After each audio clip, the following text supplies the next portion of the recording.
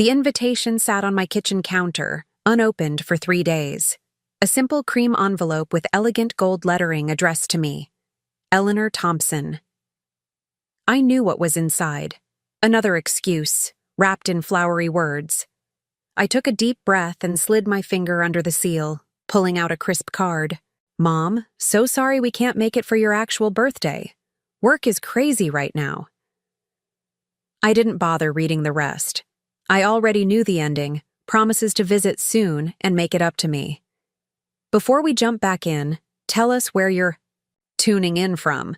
And if this story touches you, make sure you're subscribed, because tomorrow I've saved something extra special for you. I set the card down next to the other two, forming a neat row of disappointments from each of my children. James, Rebecca, and Daniel, all too busy for their mother's 80th birthday. I gazed out the kitchen window at the garden I'd tended for 45 years, watching a pair of cardinals flit between the maple branches.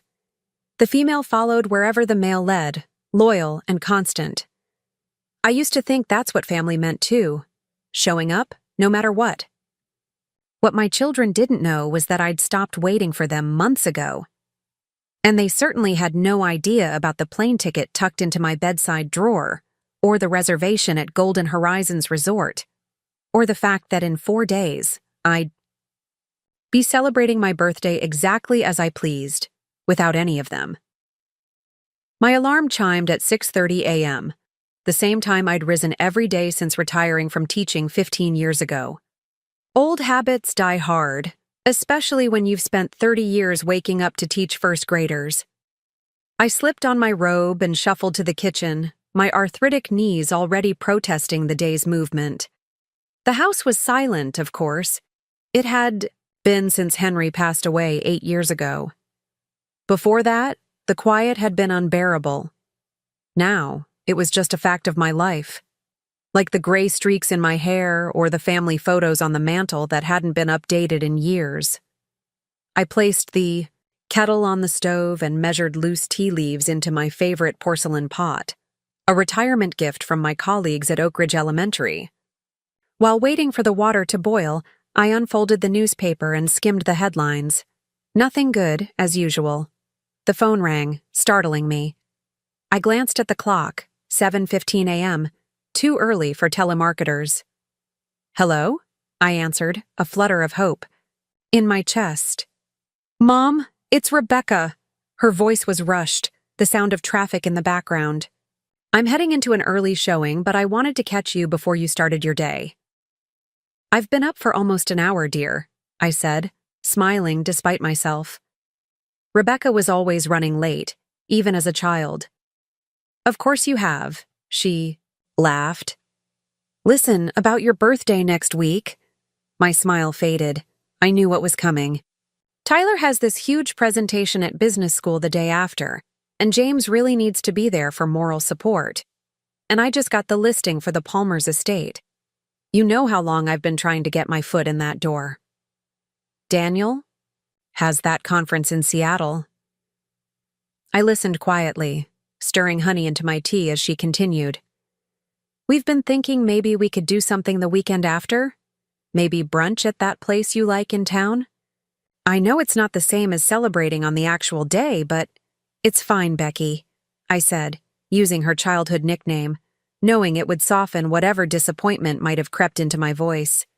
80 is just a number. Oh, Mom, you're the best. I knew you'd understand. The relief in her voice was palpable. We'll make it up to you, I promise. Maybe we can even do something bigger, like a weekend trip later this summer? That sounds lovely, I replied, though we both knew it would never happen. Last year's promised special Christmas visit had been reduced to a rush dinner on December 27th, with everyone checking their watches by dessert. After we hung up, I carried my tea to the sunroom at the back of the house. The morning light streamed through the windows, warming the collection of plants I'd nurtured over the years. Unlike children, plants thrived with simple, consistent care. I reached for my leather-bound journal and opened to a fresh page. For years, I'd documented the small moments of my life. The first crocus of spring, a particularly good batch of strawberry jam, kind words from a former student spotted at the grocery store.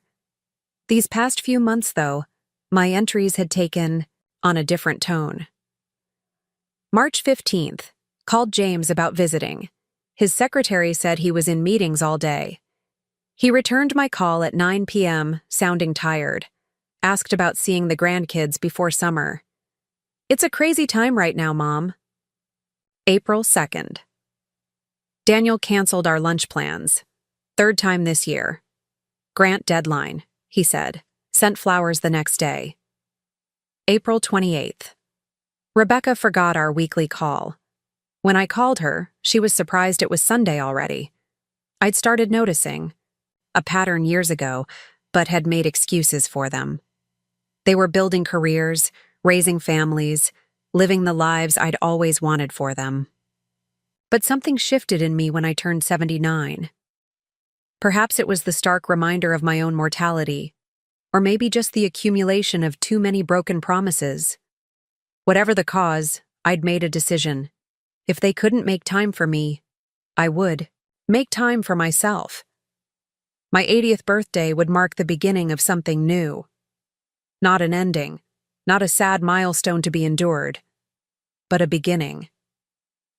I glanced at the calendar hanging beside my desk, where I'd circled June 17th in red marker. 4 days away. I turned to a fresh page in my journal and wrote, 80 years old, time to start living for me. The doorbell rang, pulling me from my thoughts. I closed the journal and made my way to the front door, where Martha Jenkins stood with a tote bag and a wide smile. Happy almost birthday week, she announced, brushing past me into the house. Martha and I had been friends since 7th grade. 66 years of friendship that had survived marriages, children, career changes, and now widowhood. While my children's visits grew increasingly rare, Martha stopped by 3 times a week, like clockwork. I brought muffins, she said, heading straight for the kitchen. And I want to hear all about your plans. Have the kids called yet? I sighed, following her. Rebecca called this morning. Same story, different excuses. Martha, set the bag on the counter with more force than necessary. Those children of yours. I don't understand it, Ellie. My David calls twice a week and he lives in Alaska. They're busy, I said automatically, the familiar defense springing to my lips. Martha fixed me with a stern look. Too busy for their mother's 80th birthday? The mother who never missed a single soccer game or dance recital? The mother who worked 2 jobs after Henry's first heart attack to keep them all in college? She shook her head. No one is that busy. She was right, of course. I knew it, too. But acknowledging the truth, that my children simply didn't prioritize me, was a wound I'd been trying not to reopen. Well, Martha continued, pulling muffins from her bag, their loss is our gain. Is everything set for Thursday? My mood lifted instantly. All set. I called the resort yesterday to confirm. The car service will pick us up at 9 a.m. And Bill is meeting us there? She asked with a sly smile. I felt warmth crawl up my neck. He's driving down separately. He has some bird watching he wants to do on the way. Bird watching, Martha scoffed. That man is smitten with you, Ellie. Has been since the community center dance in February. We're friends, I insisted. Though the thought of seeing Bill, with his kind eyes and stories from his days as a country doctor, sent a pleasant flutter through my chest. If you say so, Martha said, clearly unconvinced. Now, did you pick up that blue dress we saw at Nordstrom's? The one that matched your eyes? I nodded. And a new swimsuit, I added, feeling a bit daring. Martha whooped with delight. Look at you, Eleanor Thompson, ready for her second act. We spent the morning finalizing details for the trip. 3 days at Golden Horizons Resort, a beautiful property on the coast that I'd read about for years but never visited. Martha had insisted we splurge on the Ocean View Suites. "What's the point of saving all these years if not for this?" she'd said when I hesitated over the cost. She was right. What was I saving for? To leave more to children who couldn't spare, a day to celebrate with their mother? The thought solidified my resolve. After Martha left, I retrieved my phone and checked my messages. Nothing from James or Daniel. I hadn't really expected there to be. I scrolled through to my photos, finding one from 2 Christmases ago, the last time all 3 children and their families had managed to be in the same place. Preparing and narrating this story took us a lot of time, so if you are enjoying it, subscribe to our channel. It means a lot to us. Now back to the story. We were arranged on my living room sofa, grandchildren in front, everyone smiling. A perfect family portrait. Except I remembered that day clearly. James had arrived 3 hours late, furious about holiday traffic. Rebecca and Daniel had bickered about politics over dinner. The grandchildren had been glued to their phones, barely speaking to me or each other. We'd taken the photo in a brief moment of ceasefire, and then James had announced they needed to leave to beat the traffic back. I set the phone down. My decision, reaffirmed. No more waiting for them to have time for me. No more arranging my life around brief visits that left me feeling lonelier than before. The afternoon stretched before me, quiet and open. I retrieved the resort brochure from my bedside drawer and traced my finger over the glossy images of sparkling pools and sunset beach walks. For decades, I'd put everyone else first, my husband, my children, my students. Now, finally, it was my turn. I opened my closet and pulled out the new blue dress Martha had mentioned, laying it on the bed. Beside it, I placed the swimsuit I'd purchased, a modest but flattering one-piece in deep teal. Then my new sandals, a sun hat, and the novel I'd been saving for the trip. None of these items fit the image my children had of me. Practical. Predictable Eleanor Thompson in her sensible shoes and cardigan sweaters. The mother who was always there, waiting for their calls, grateful for whatever scraps of time they could spare. They'd be shocked to see me now, I thought, with a small smile. But they wouldn't see me. They'd call on my birthday, of course. When I didn't answer, they'd leave messages full of well wishes and promises to celebrate soon. They might even feel a twinge of guilt as they went about their busy days. By then, I'd be sipping a mimosa on a terrace overlooking the ocean, surrounded by people who had chosen to be there.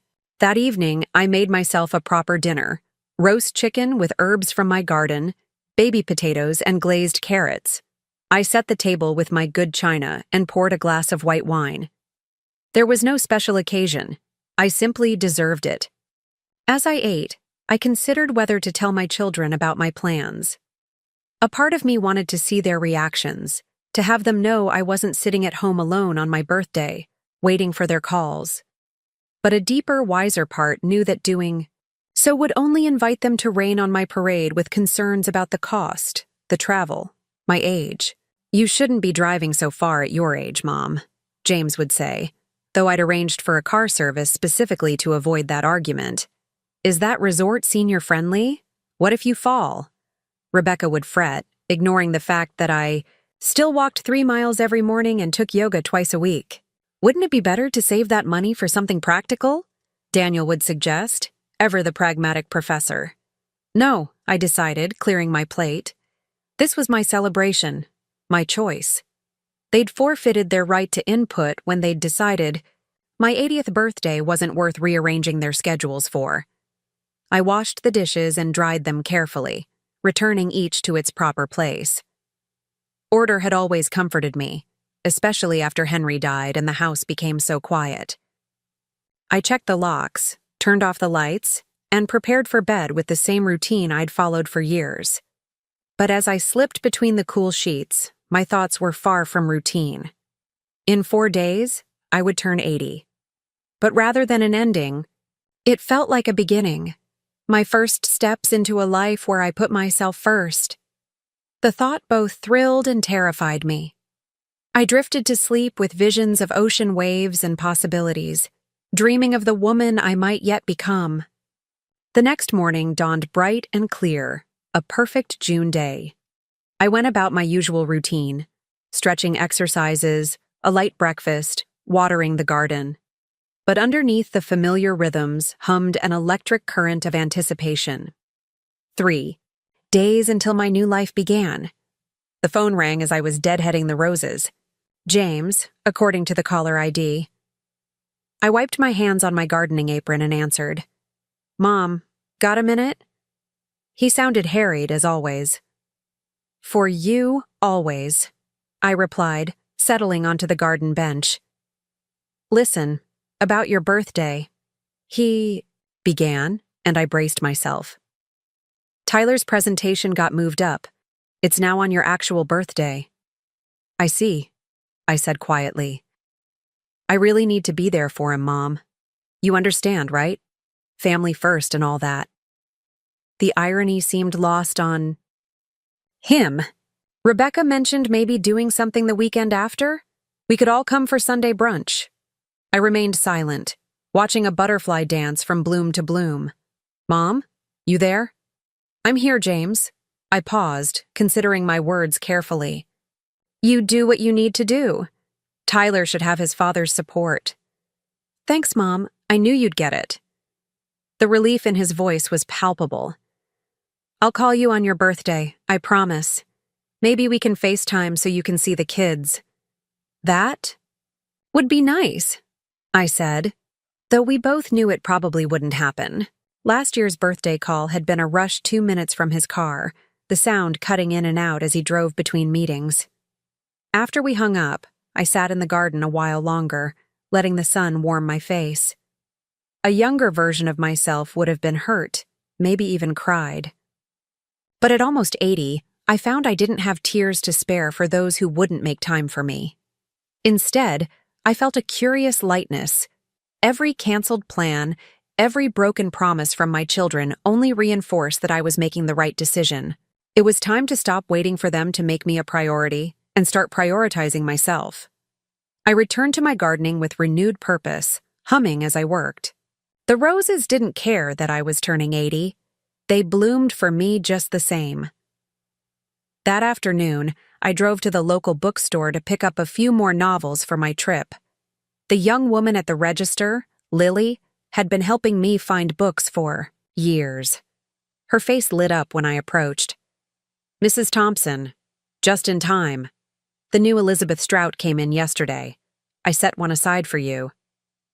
You're an angel, I told her, genuinely touched. This girl who made minimum wage remembered my reading. Preferences better than my own children remembered my birthday. Any special plans for the weekend? She asked as she rang up my purchases. I hesitated, then decided there was no harm in sharing with someone who wasn't family. Actually, I'm celebrating my 80th birthday at Golden Horizons Resort on the coast. Her eyes widened. Wow, that place is supposed to be amazing. My aunt went there last year and couldn't stop talking about it. I've wanted to go for years, I admitted. Finally decided to treat myself. Good for you. She handed me my bag of books. My grandma always says if you want something done right, do it yourself. Guess that applies to birthdays too, huh? I laughed. Your grandmother sounds like a wise woman. She is, Lily agreed. She's taking a painting class at 85. Says she's tired of waiting for the right time to start living her dreams. Her words stayed with me as I drove home, settling into my heart like a truth I'd always known, but somehow forgotten. The right time to start living my dreams wasn't after my children decided I was worth making time for. It was now, while I still had the health and means to enjoy it. That evening, Daniel called. Unlike his siblings, he at least sounded genuinely regretful. I tried to get out of this conference, Mom, I really did. But I'm presenting a paper, and it's been on the books for months. It's all right, Daniel, I said, meaning it. There will be other birthdays. Though whether he'd be available for those was another question entirely. I sent a package, he offered. Should arrive tomorrow or the next day. That's thoughtful of you. It's not the same as being there, I know. He paused. Maybe I could come by the weekend before? Just for the afternoon? I thought of my packed suitcase, the ticket confirmation, the plans already in motion. That's very sweet, but I've actually made other arrangements for that weekend. Senior center event, I added, the small lie slipping out easily. Oh. He sounded surprised, perhaps even a little hurt. Well, that's good. I'm glad you won't be alone. I'm never really alone, Daniel, I said softly. I have a full life here. It was true, though not in the way he might imagine. My life was full of my own choices now, not the leftovers of my children's busy schedules. After we said goodbye, I found myself wandering through the house, looking at it with fresh eyes. Everywhere were reminders of the family I'd raised, photographs, artwork from when they were small, souvenirs from family vacations long past. The weight of memories, both sweet and bittersweet. For a moment, doubt crept in. Was I being selfish? Punishing my children for having busy lives of their own? But no. This wasn't about punishment or spite. This was about finally recognizing that I deserved to be more than an afterthought in my own life. I picked up a framed photo from the hall table. Me with all 3 children at James's college graduation. We were beaming, arms around each other, the future bright and full of promise. I traced their young faces with my finger. I love you all, I whispered to the empty room. But it's my turn now. The morning of June 16th, one day before my birthday, I woke with the sunrise. Golden light spilled across my bedroom floor as I sat up and stretched, feeling each of my 79 years in my bones. Tomorrow, I'd be 80. The thought no longer filled me with dread, but with a quiet expectation. I padded downstairs in my slippers, put the kettle on, and opened the back door to let in the fresh morning air. The scent of lilacs drifted in from the garden, their late blooms a gift from an unusually cool spring. I'd always loved how nature operated on its own timeline, indifferent to human schedules and expectations. The kettle whistled, and I prepared my morning tea, carrying it out to the garden where dewdrops still clung to the grass. My phone buzzed on the kitchen counter, but I let it ring. This moment was mine. Later, I found 3 missed calls, 2 from Rebecca and 1 from my grandson Tyler. I called Rebecca back first. "Mom, finally!" she exclaimed when she answered. "I've been trying to reach you all morning." I was in the garden, I said simply. "What's up?" "We're trying to coordinate for next weekend. James says he can only do Sunday brunch, not Saturday, and Daniel has office hours until noon on Sunday, so we're thinking maybe a late lunch instead. Around 2? I took a deep breath. They were planning my belated birthday celebration without once asking what I might prefer. "Actually," I said, surprising myself with how steady my voice sounded, "I haven't decided if I'll be available next weekend." "What do you mean?" Rebecca sounded genuinely confused. "We're all rearranging our schedules for this, Mom." The irony hit me like a physical blow. "Yes, for next weekend, not for my actual birthday." A beat of silence. "Mom, we've been through this. You know how crazy work is right now, and Tyler's presentation." "I understand," I interrupted gently. "Everyone has priorities. Mine have changed too." "What's that supposed to mean?" Her voice had taken on that familiar edge, the tone she used when her children were being difficult. "It means I'm considering other plans for next weekend. I'll let you know." I changed the subject before she could respond. "Did Tyler need something? He called earlier." "Oh," she said, momentarily derailed. "He wanted to know if you'd proofread his presentation. English was never his strong suit, and you know how good you are with that stuff." I closed my eyes briefly. My grandson hadn't called about my birthday or to check in on his grandmother. He'd called because he needed something. I'm afraid I won't have time today, I said. I have quite a bit to do before tomorrow. Before tomorrow? What's happening tomorrow? My birthday, Rebecca. Right, of course, but what? I need to go, dear. I'll call Tyler later to explain. I ended the call before she could press further. The package from Daniel arrived just after noon, a beautifully wrapped box with a card attached. I opened it carefully, saving the ribbon as I always did. Inside was a cashmere sweater in soft lavender, my favorite color. The card read, "Happy 80th, Mom. Wish I could be there to celebrate the amazing woman who made me who I am. All my love, Daniel." Tears pricked my eyes, the first I'd shed in days. Daniel had always been the most thoughtful of my children, even if his academic career kept him just as busy as his siblings. I ran my fingers over the soft fabric, appreciating the gift while still feeling the hollow ache of his absence. Martha arrived at 2:00, carrying several shopping bags, and wearing an expression of fierce determination. "Final preparations," she announced, marching past me into the kitchen. "We leave tomorrow at 9 sharp. Are you packed?" "Almost," I said, following her. "Just a few things left to gather."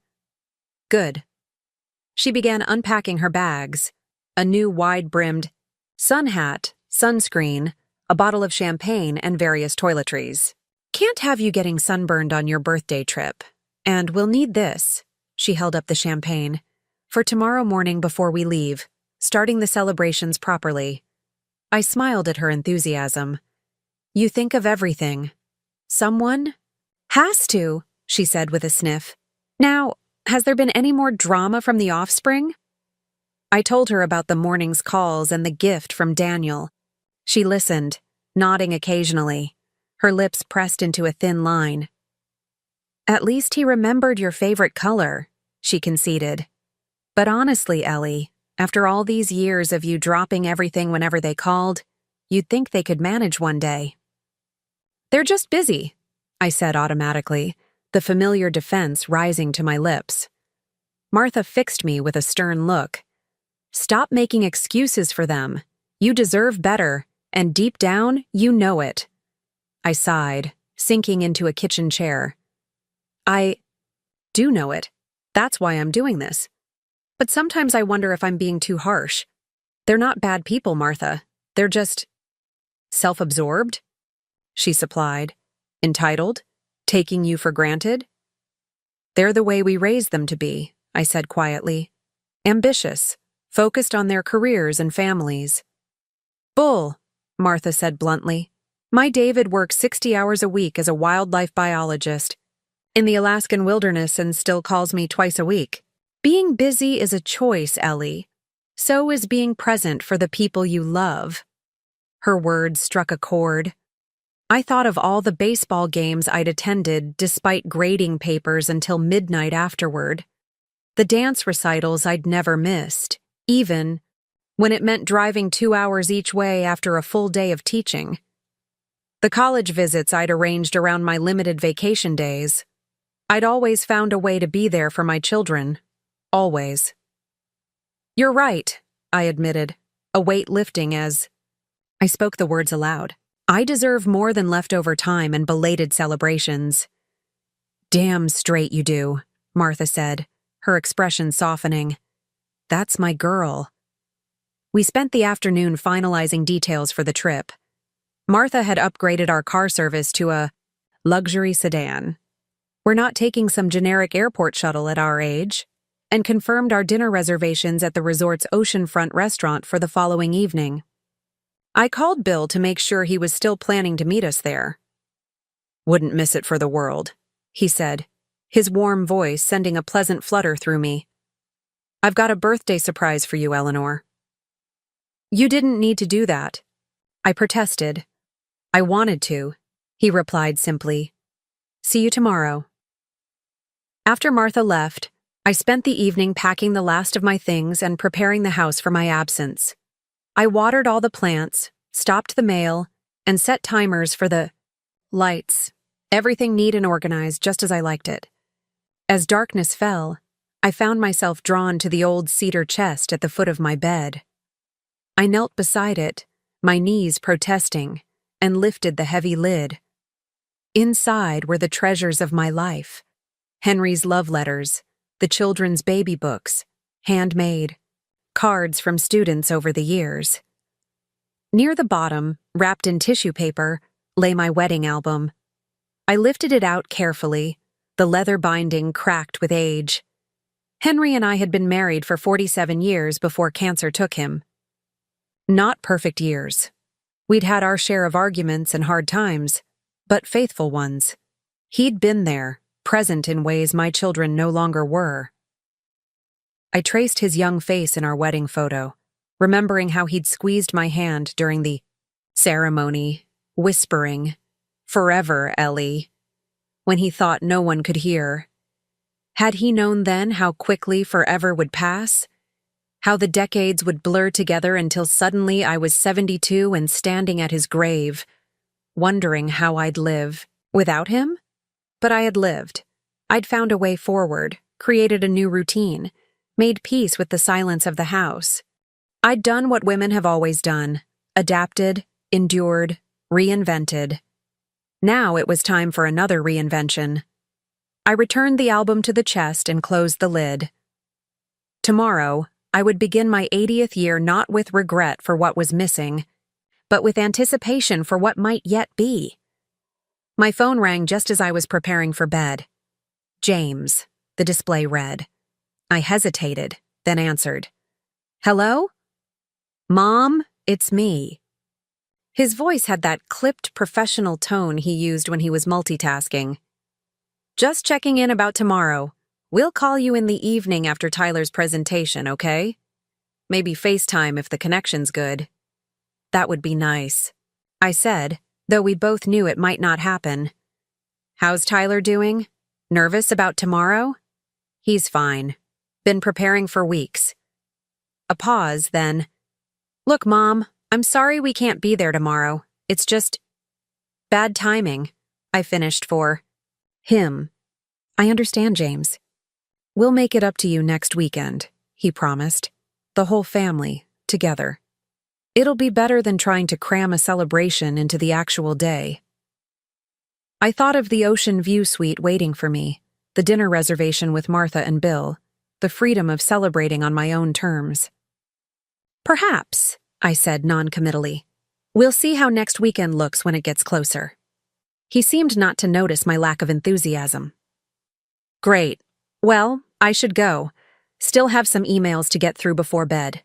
Happy birthday for tomorrow, Mom." "Thank you, James."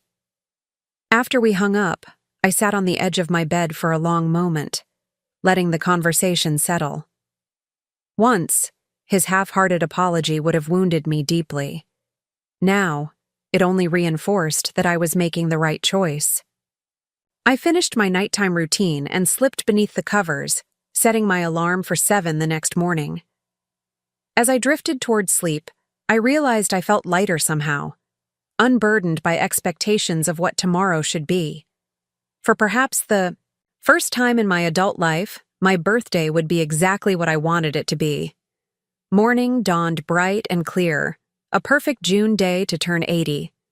I woke before my alarm, feeling more rested than I had in weeks. Today was the day everything changed. Not because I was 80, but because I'd chosen to put myself first. I took my time getting ready, dressing in comfortable travel clothes and applying a touch of makeup. The face in the mirror showed every year I'd lived, laugh lines around. My eyes, softness along my jaw, silver hair where chestnut had once been. But there was something else there too, a brightness, an anticipation I hadn't seen in my own reflection for years. At 8 o'clock, Martha arrived with fresh pastries and the promised bottle of champagne. Behind her came Sarah from next door, carrying a bouquet of garden flowers and a small wrapped package. "Happy birthday, Ellie," Sarah exclaimed, giving me a warm hug. "I know you're heading out soon, but I wanted to catch you before you left." I invited them both in, touched by Sarah's thoughtfulness. At 45, she was much younger than Martha and me, but she'd become a dear friend since moving in 3 years ago. She'd often bring over extra portions of whatever she'd cooked, claiming she wasn't used to cooking for one yet after her divorce. I suspected it was her way of checking on me, but I appreciated the gesture nonetheless. "These are beautiful," I said, arranging the flowers in a vase while Martha opened the champagne. "From my garden," Sarah said. "And this," she handed me, "the package, is just a little something to take on your trip." Inside was a lovely journal bound in soft blue leather. "For your new adventures," the card read. "Happy 80th." "It's perfect," I told her, genuinely moved. "Thank you, Sarah." Martha handed around glasses of champagne, raising hers in a toast. "To Eleanor Thompson on her 80th birthday, finally doing what she wants instead of what everyone else expects. May it be the first of many such days." "Here, here," Sarah echoed, and we clinked glasses, the champagne fizzing merrily. As we sipped and chatted, I glanced around my kitchen, the heart of my home for 45 years. How many meals had I prepared here? How many homework assignments supervised at this table? How many tears dried, bandages applied, arguments mediated? And now, instead of hosting a dutiful family gathering where everyone would check their watches and make excuses to leave early, I was embarking on my own adventure. The realization filled me with both melancholy and exhilaration. "You look pensive," Martha observed. "Second thoughts?" I shook my head firmly. "Not at all. Just appreciating the journey that brought me here." "Well, speaking of journeys," Sarah said, checking her watch, "isn't your car coming at 9? "Indeed it is," Martha confirmed. "And it's 1:15 now. We should finish up." We drained our glasses, and I gathered my purse and the small carry-on I'd packed for the 3-day trip. Everything else was already in my suitcase by the door. "The plants are all set," Sarah assured me. "I'll come by every day to check on them and bring in any packages." "Thank you," I said, giving her another hug. "You're a godsend." A sleek black car pulled up outside precisely at 9 o'clock. The driver, a courteous young man named Miguel, loaded our luggage while Martha and I said our goodbyes to Sarah. "Enjoy every minute," she called as we pulled away from the curb. "You deserve it." The drive to Golden Horizons Resort took just under 3 hours, winding along the coastal highway with breathtaking views of the ocean. Martha and I chatted comfortably, pointing out particularly stunning vistas or interesting buildings along the way. "Bill's probably already there," Martha said as we turned onto the resort's long, palm-lined driveway. "He texted me he was leaving at dawn to do his bird-watching on the way." "You two text?" I asked, surprised. Martha grinned. "Of course. We've been coordinating your birthday surprises." "Surprises, plural?" I raised an eyebrow. "Should I be worried?" "Definitely not," she assured me. "Just be prepared to actually enjoy your birthday for once." The resort exceeded even my highest expectations. Situated on a bluff overlooking the Pacific, the elegant Spanish-style buildings were surrounded by lush gardens and swaying palms. The main lobby featured soaring ceilings, comfortable seating areas, and floor-to-ceiling windows showcasing the ocean view. As we checked in, the young woman at the front desk smiled warmly. "Mrs. Thompson? Happy birthday. We've upgraded you to our premium ocean suite as a birthday gift." "That's very kind," I said, pleasantly surprised. "Thank you." "Dr. Carter left this for you as well," she added, handing me an envelope. Inside was a handwritten note from Bill. "Eleanor, I'm out watching sanderlings on the beach. Join me when you're settled? Look for the old fellow with the ridiculous hat. Happy birthday. Bill." I tucked the note into my purse, trying to ignore Martha's knowing smile. Our suite was even more beautiful than the photos in the brochure had suggested. A spacious living area opened onto a private terrace with unobstructed ocean views. 2 bedrooms with luxurious ensuite bathrooms offered plenty of space and privacy. Fresh flowers sat on the coffee table beside a bottle of wine and a note welcoming us to the resort. This, Martha declared, dropping onto one of the plush sofas, is exactly what 80 should look like. Not some rushed brunch with people checking their watches. I stepped onto the terrace, letting the sea breeze wash over me. Below, waves crashed against the rocky shore in a timeless rhythm. Seagulls wheeled overhead, their cries barely audible, over the sound of the surf. I'm going to change and find Bill, I decided. Would you like to come? Martha waved me off. I'm going to unpack and then check out that spa I read about. You two lovebirds enjoy your time. I'll see you at dinner. We're not lovebirds, I protested, though the thought sent a pleasant flutter through me. Not yet, Martha muttered with a smirk.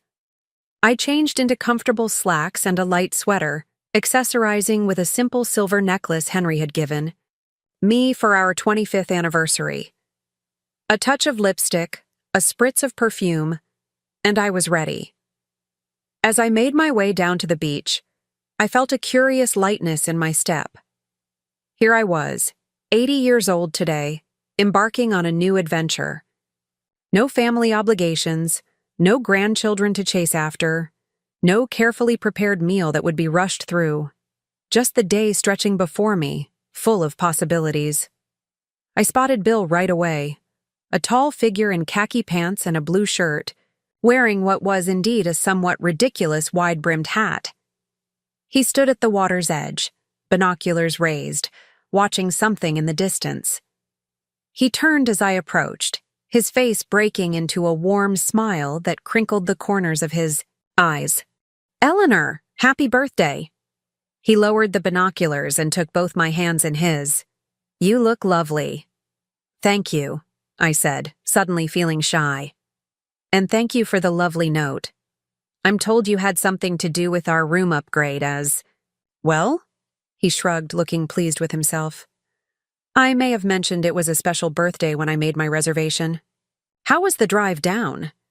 Beautiful, I replied, though I suspect not as scenic as your bird-watching route. I did see some magnificent gulls, he admitted, and a peregrine falcon. He offered his arm. Shall we walk? The tide's going out, and there's a lovely stretch of beach around that point. We strolled along the shoreline, occasionally pausing to examine an interesting shell or watch the sandpipers darting in and out of the waves. Bill told me about his morning bird sightings, his deep knowledge and enthusiasm making even the common seagull sound fascinating. I never thought I'd become a bird watcher, he confessed. But after Helen died and I retired, I needed something to fill the days. Birds are remarkable creatures, resilient, adaptable. They've taught me a lot about starting over. I nodded, understanding completely. That's how I felt about my garden after Henry passed. There's something healing about nurturing life, watching things grow and change. Exactly, he agreed. It's about finding new purpose, isn't it? New ways to engage with the world. Yes, I said softly. New purpose. We walked in comfortable silence for a while, the rhythm of the waves a soothing backdrop to my thoughts. Here was a man who understood loss, who had rebuilt his life just as I had. Unlike my children, he didn't expect me to remain frozen in time, the eternally available mother and grandmother, unchanged by the years. I have a confession, Bill said as we rounded the point.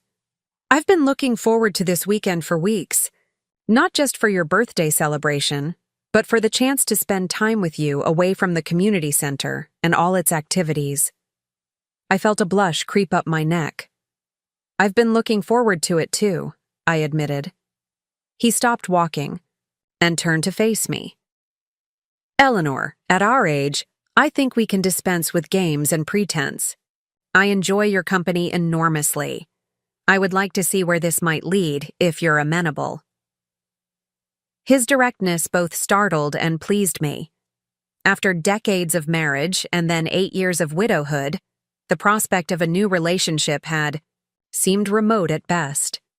Yet here was this kind, intelligent man, looking at me with such warmth in his eyes. "I would like that very much," I replied honestly. His smile was radiant. "Good. Now let's continue our walk. I believe there's a tidal pool around the next bend that's worth exploring." We spent the afternoon exploring the beach and the resort grounds, talking about everything and nothing, our children, our former careers, books we'd read, places we hoped to visit. When the sun began to dip lower in the sky, we made our way back to the main building. "I should go freshen up before dinner," I said as we reached the lobby. "Martha will be wondering where I am." "Of course," Bill agreed. "I'll see you both at 7 at the restaurant." As I turned to go, he caught my hand gently. "Eleanor?" "Yes?" "I'm very glad you decided to celebrate your birthday this way." "So am I," I replied, and I meant it with my whole heart. Back. In our suite, I found Martha lounging on the terrace with a glass of wine, looking utterly relaxed. "Well, well," she said, giving me a knowing look. "Someone had a nice afternoon. You're positively glowing." "It was lovely," I admitted, joining her. "Bill is... he's very special." "I told you so," she said with satisfaction.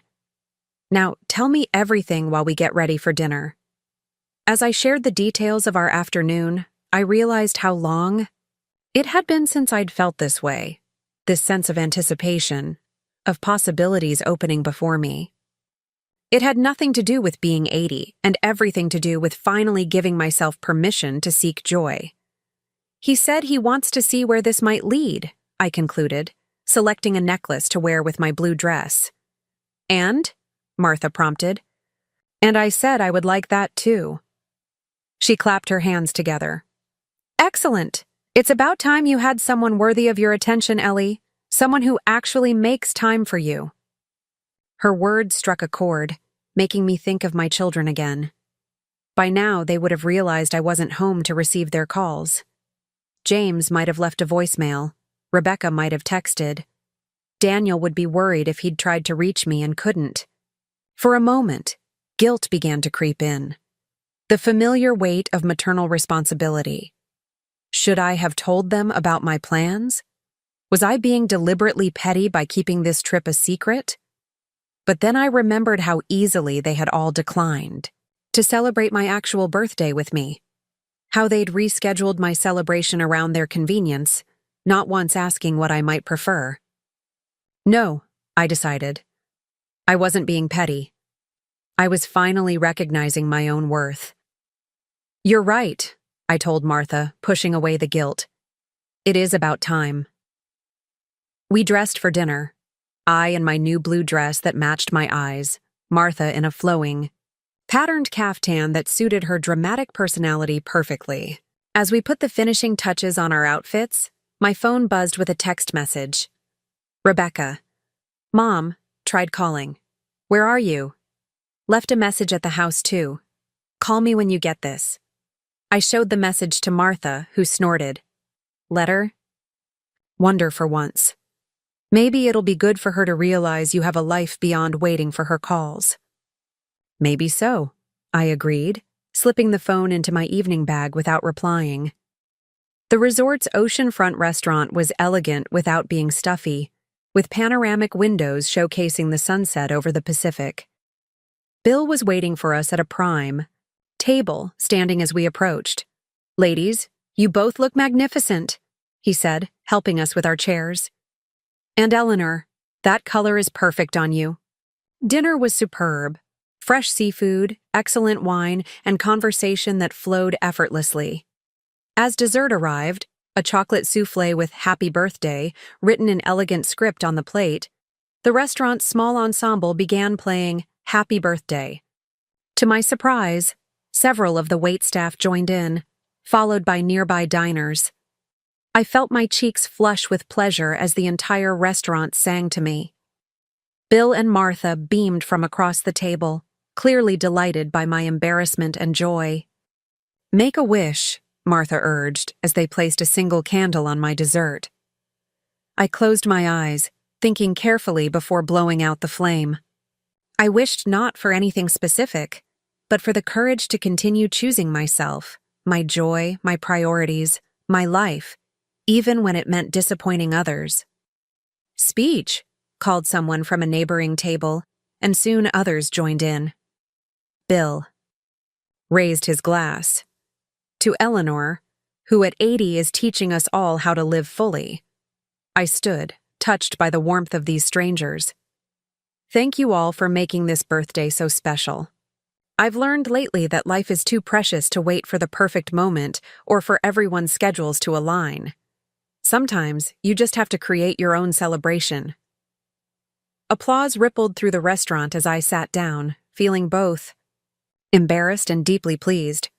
"Well said," Martha approved, squeezing my hand.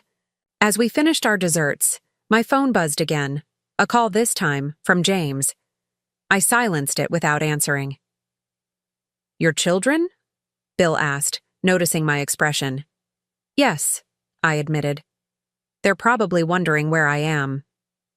"And they'll find out eventually," Martha said pragmatically.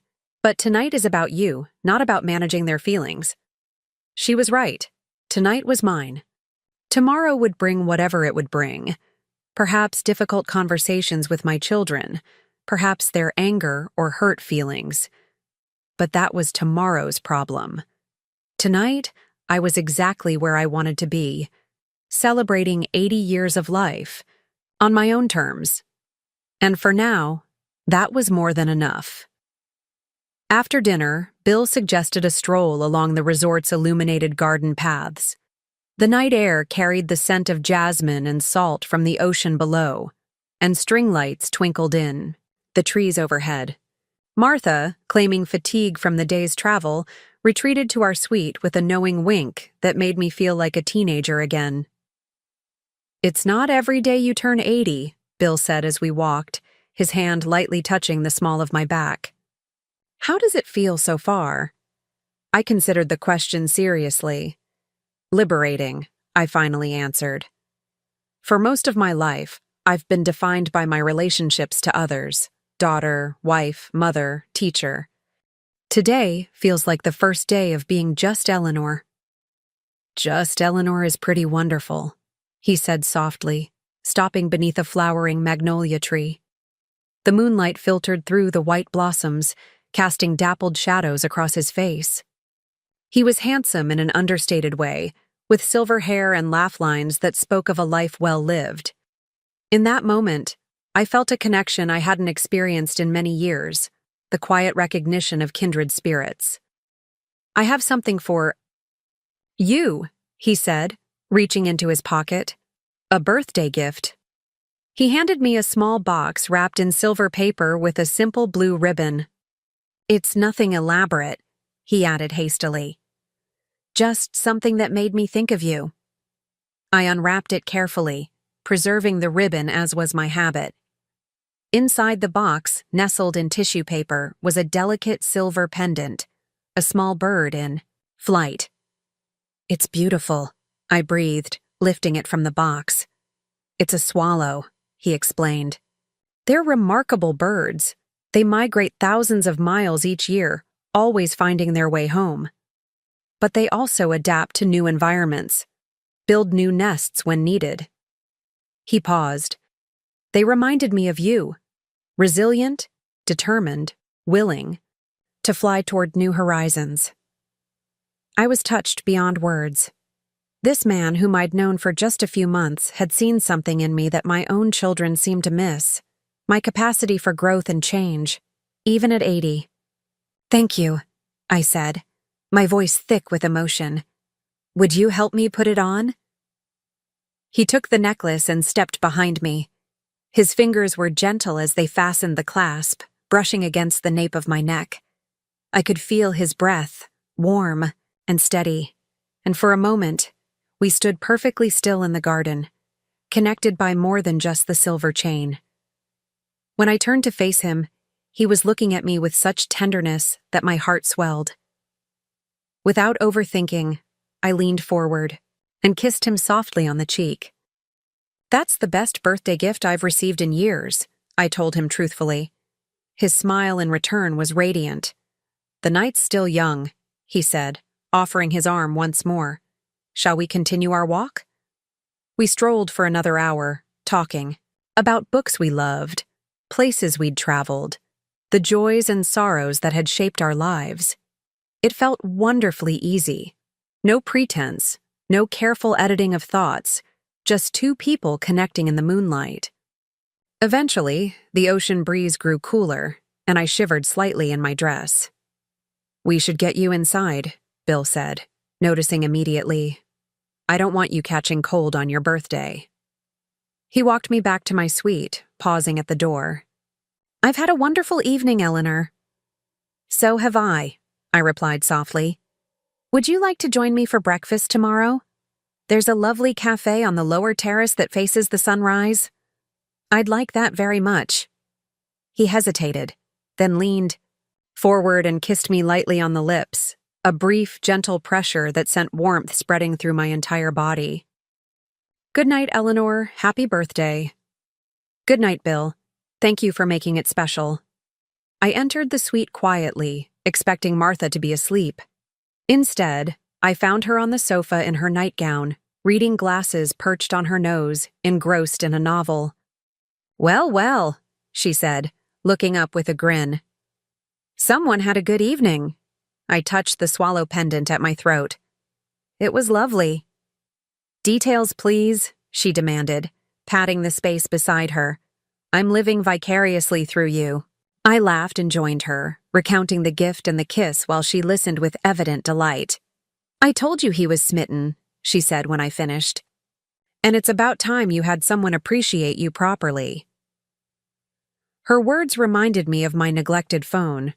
I pulled it from my evening bag to find 6 missed calls and a flurry of text messages. James, 8:15 p.m. "Mom, where are you? Called the house and got no answer. Starting to worry." Rebecca, 8:32 p.m. "Mom, please call when you get this. James says you're not picking up or at home." Daniel, 9:01 p.m. "Happy birthday, Mom. Tried calling but couldn't reach you. Hope you're having a wonderful day. Let us know you're okay when you can." Tyler, 9:17 p.m. "Happy B-Day, Grandma. Parents are freaking out BC they can't reach you. Hope are having fun wherever are." "They're in a panic," I said, showing Martha the messages. "Good," she replied firmly. "Let them stew a bit. Might make them think about how much they take you for granted." I considered her words. Part of me, the lifelong mother and caretaker, felt guilty for causing my children worry. But another part, the new Eleanor who had just spent a magical evening being appreciated for herself, felt a certain satisfaction. "I should at least let them know I'm safe," I said finally. Martha sighed dramatically. "If you must. But don't tell them where you are or who you're with. Let them wonder a bit longer."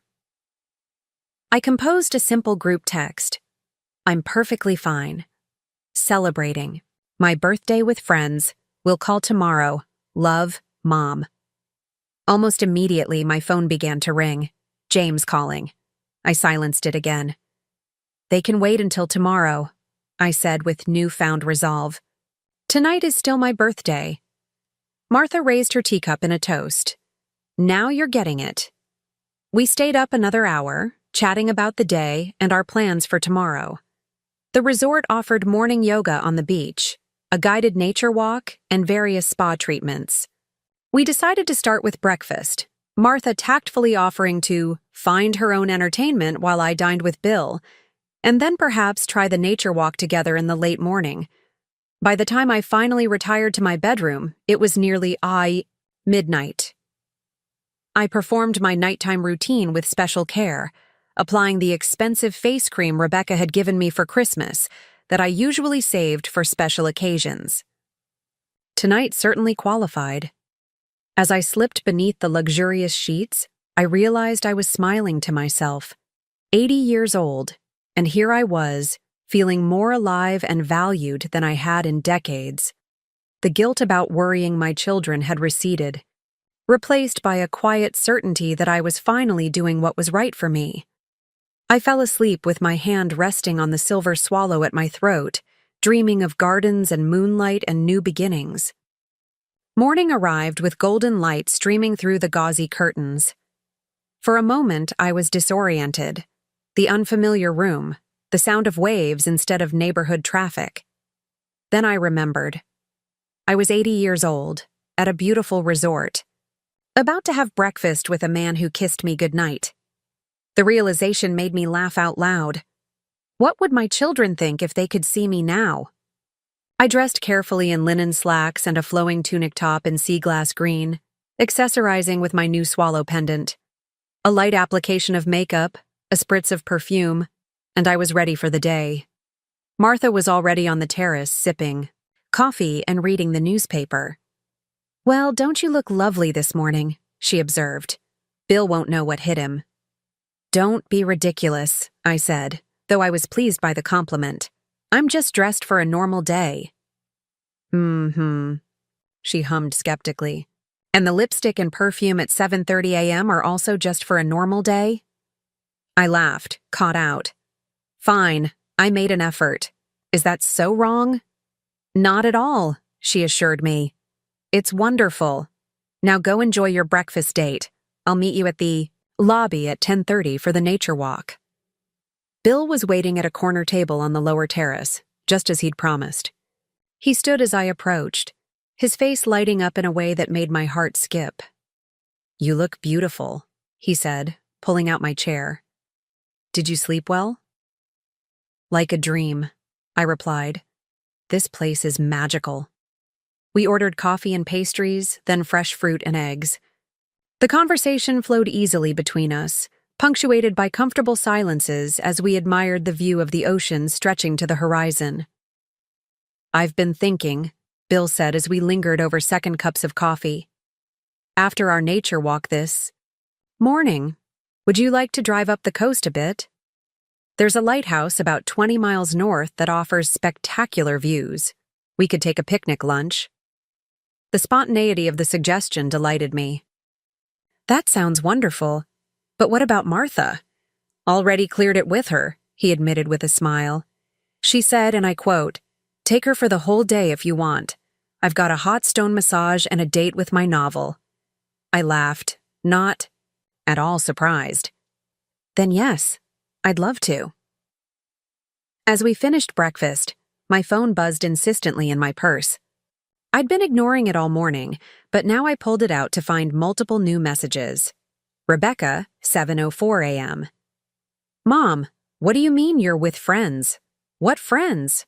Where are you?" James, 7:45 a.m. "This isn't like you, Mom." "Very worried. If we don't hear from you by noon, I'm driving over to check the house." Daniel, 8:10 a.m. "Mom, please call one of us. We're concerned."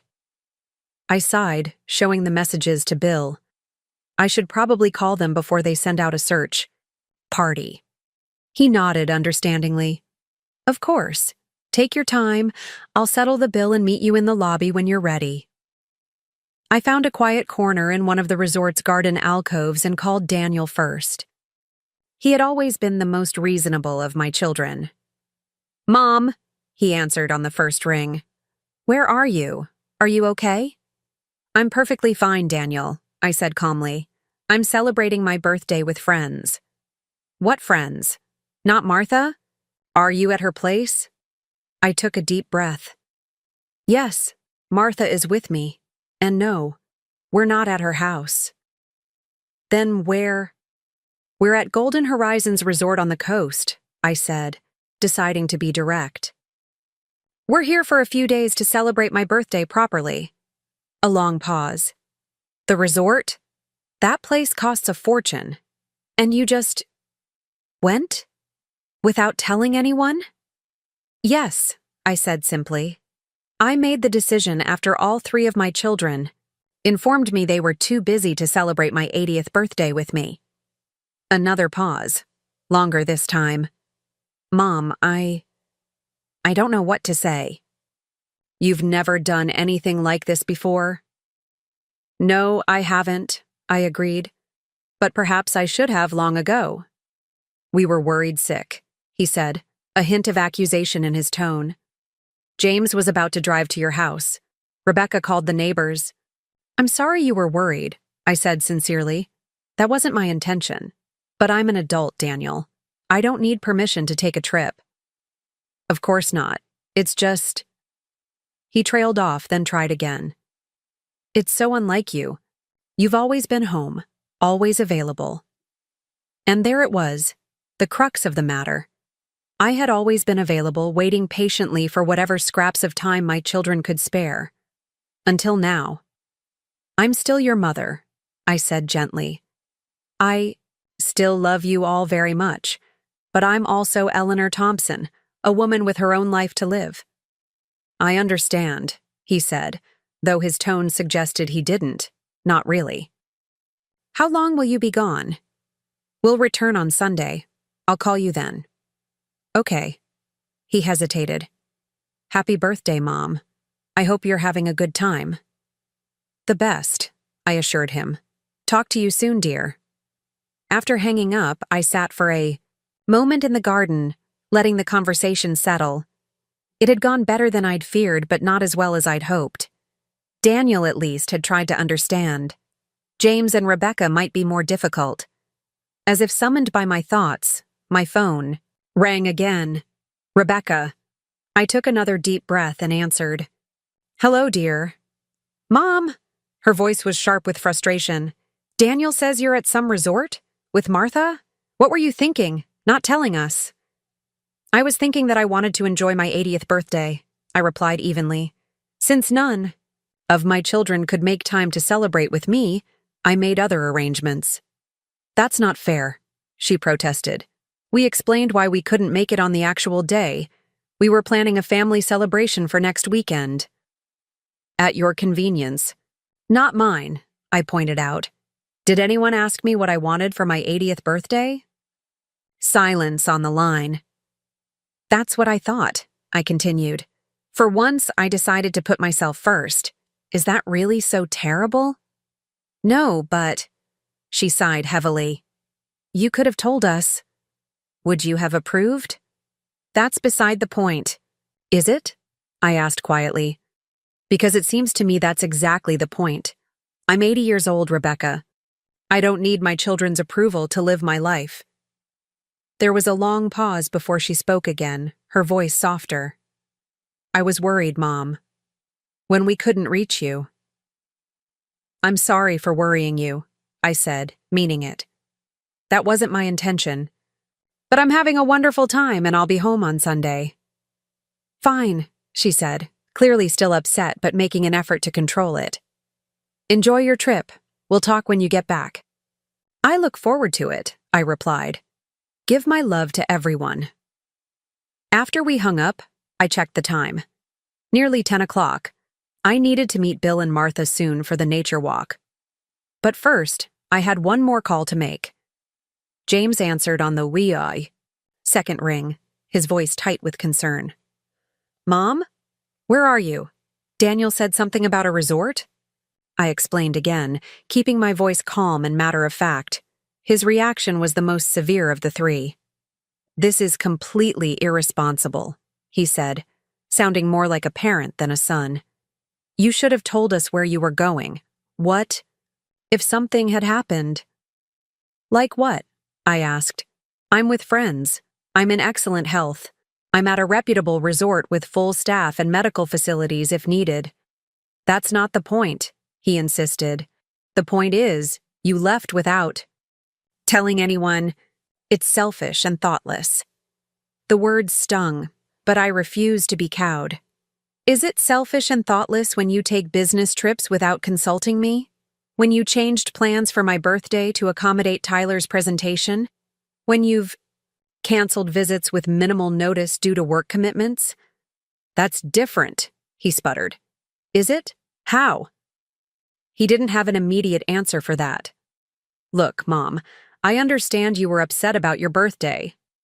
I wasn't upset, I interrupted. I was disappointed, certainly. But mostly, I realized that I needed to start prioritizing my own happiness rather than waiting for others to do it for me. "And what's that supposed to mean?" he demanded. "It means I'm having a wonderful time." "At this beautiful resort with people who chose to spend my birthday with me?" I said firmly.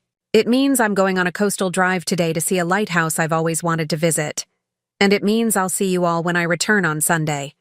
At which point we can discuss this further if you wish." "This isn't over," he warned.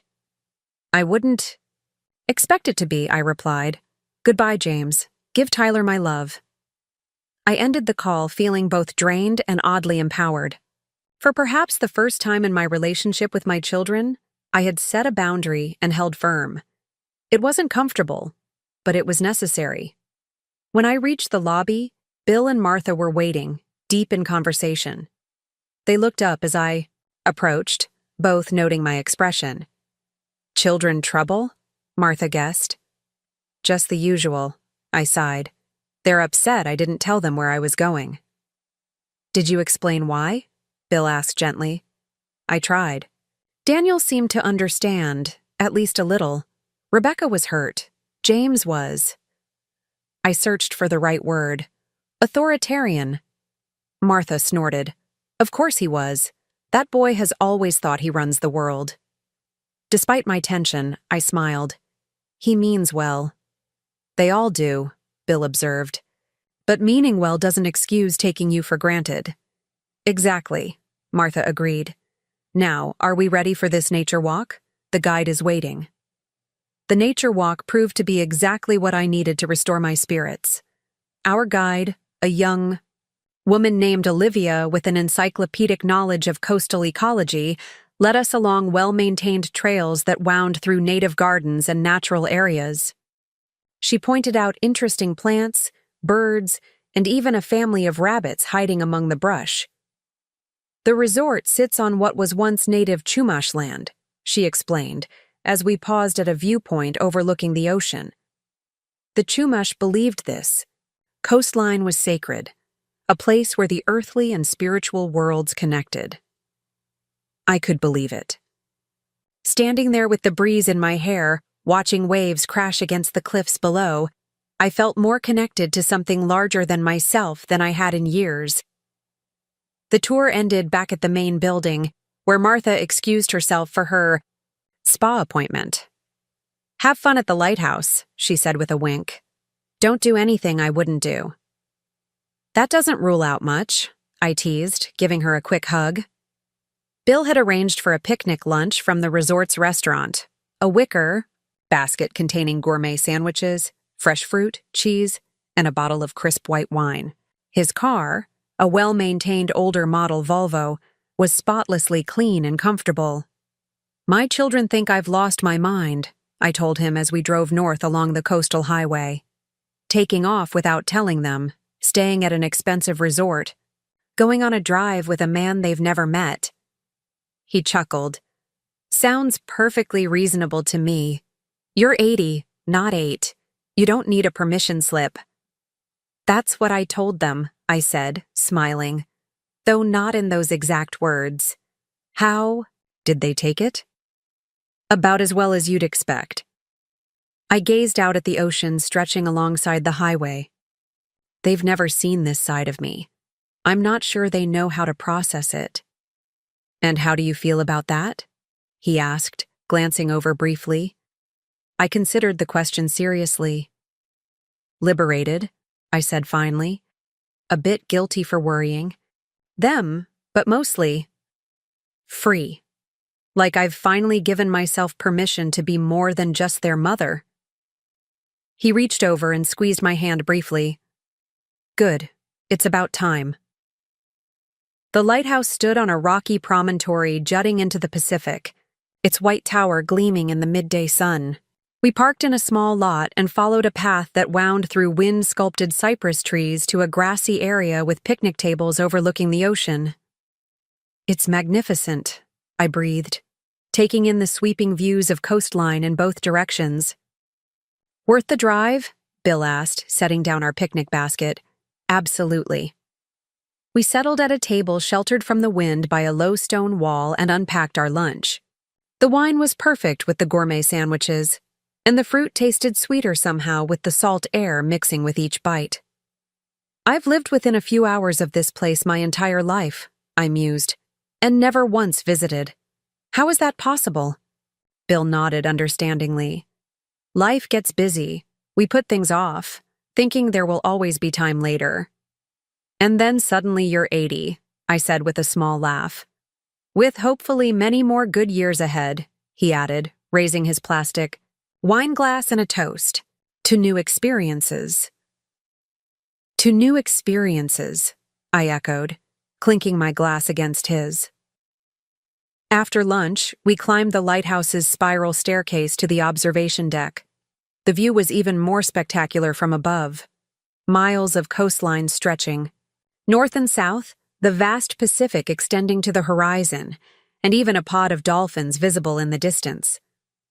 I'm glad I lived long enough to see this, I said softly. Bill moved closer, his arm brushing against mine on the railing. I'm glad you did too.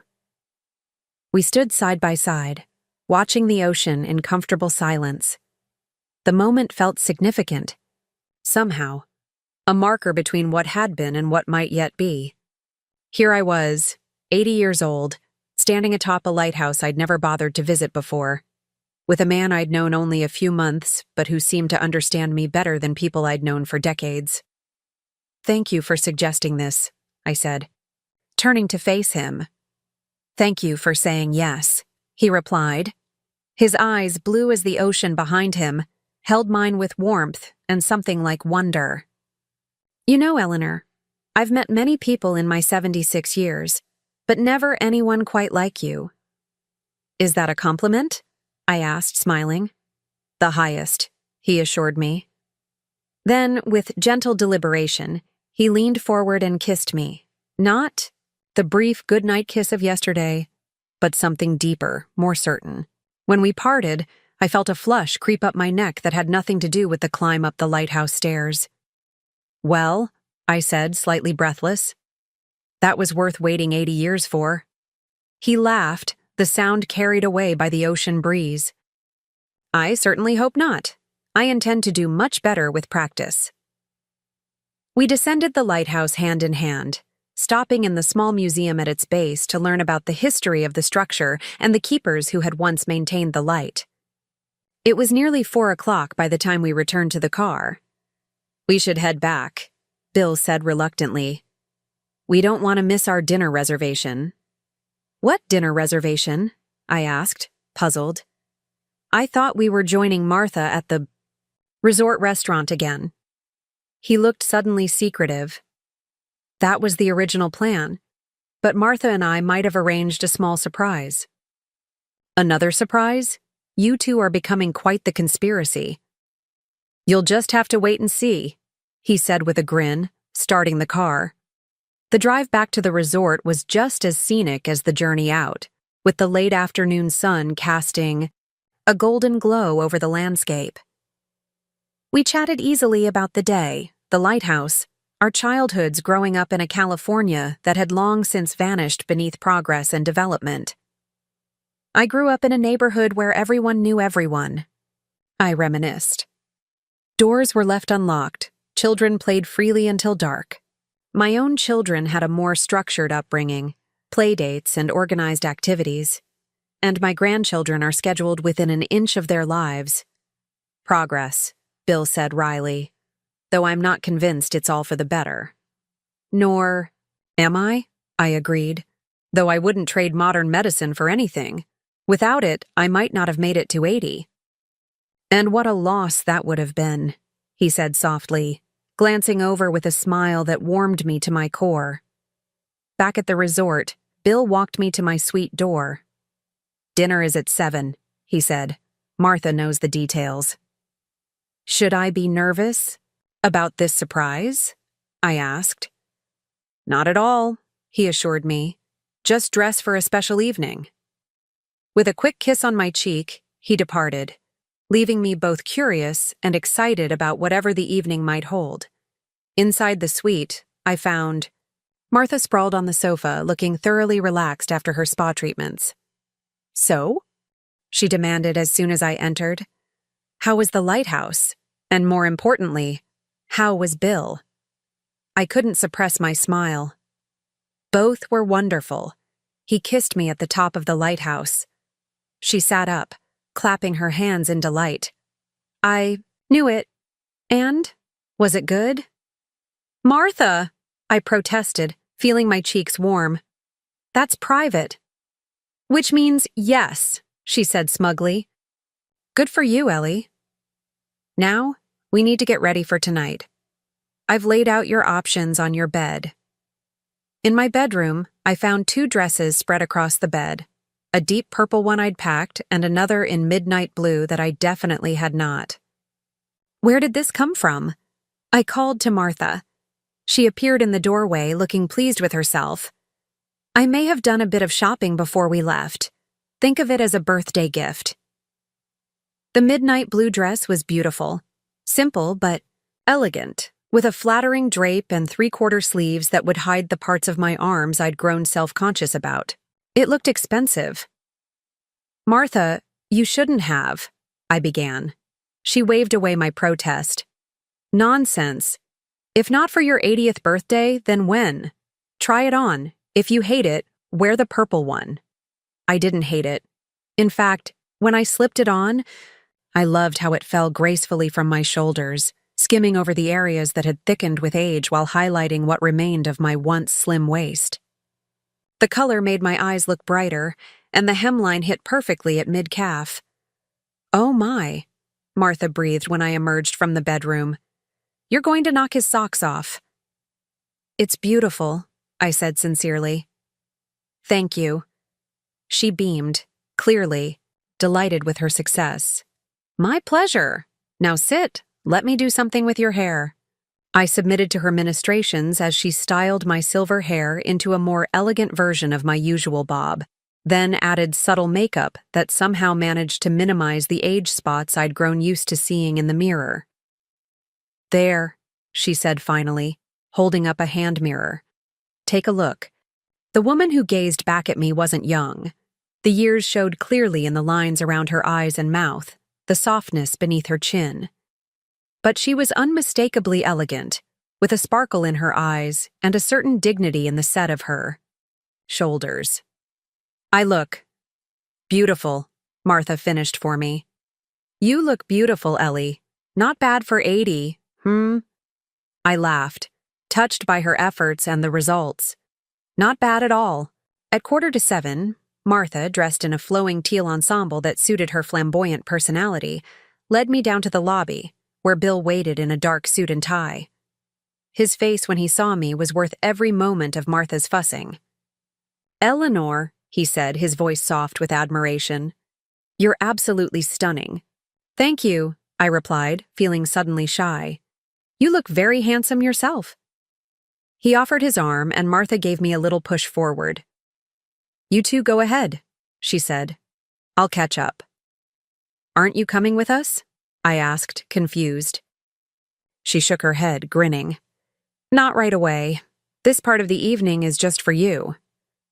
Before I could question further, Bill was guiding me not toward the main restaurant, but to a small side entrance that led to a path illuminated with twinkling lights.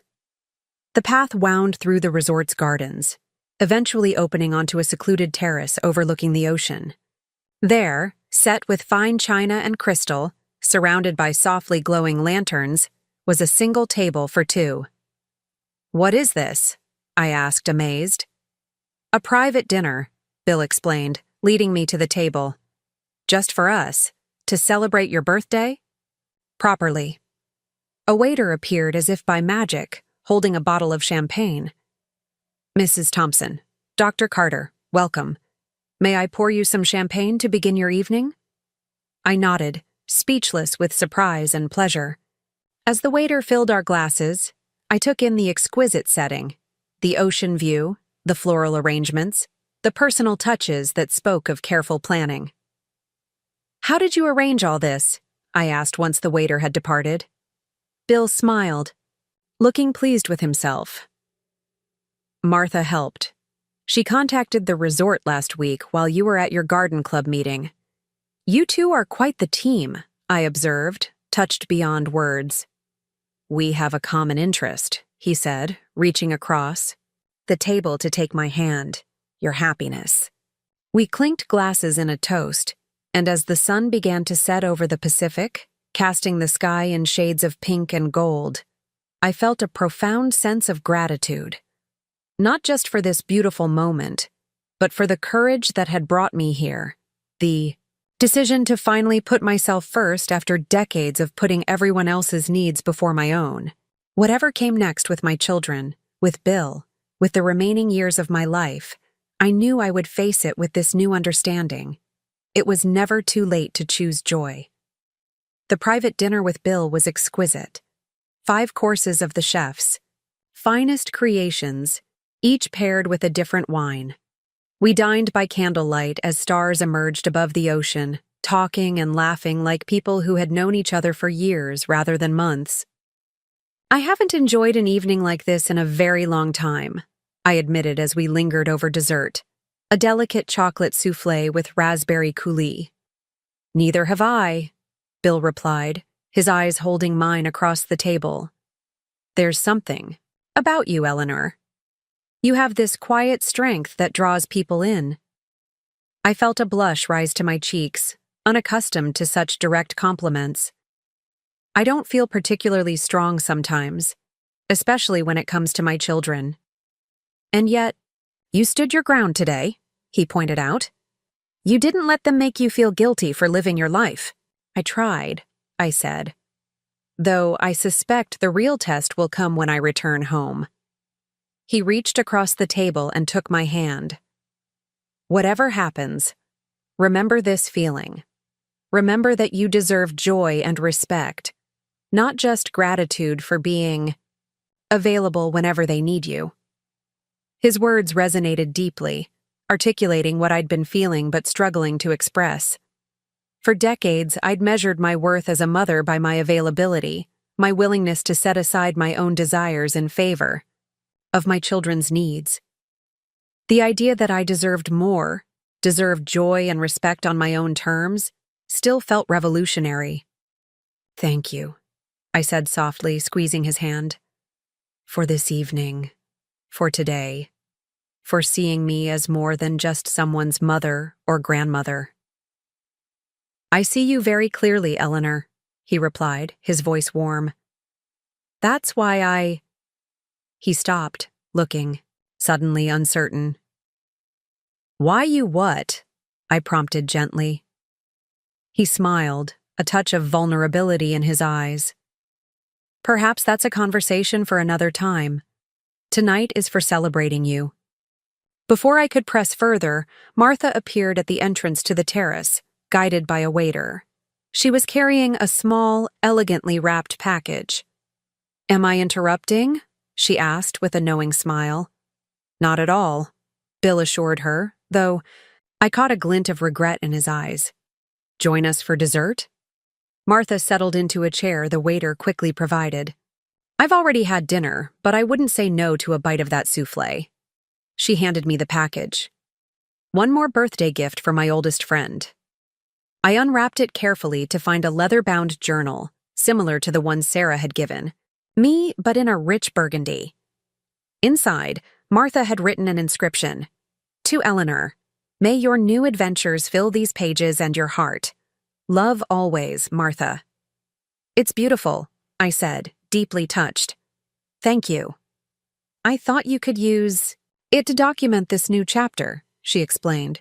Your liberation tour, as it were. I laughed at her characterization. Is that what this is? Isn't it?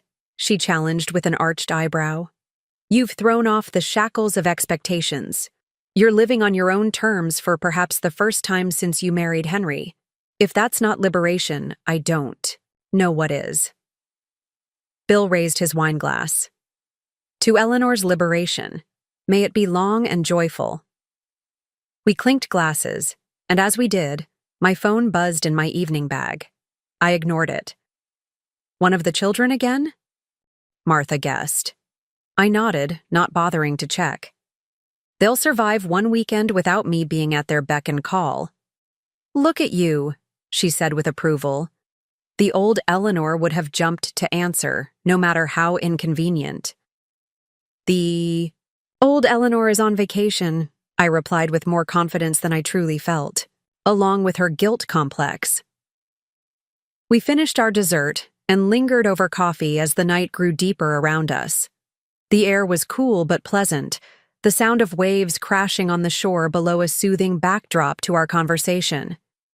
Eventually, Martha declared herself exhausted and headed back to the suite, leaving Bill and me alone once more on the terrace.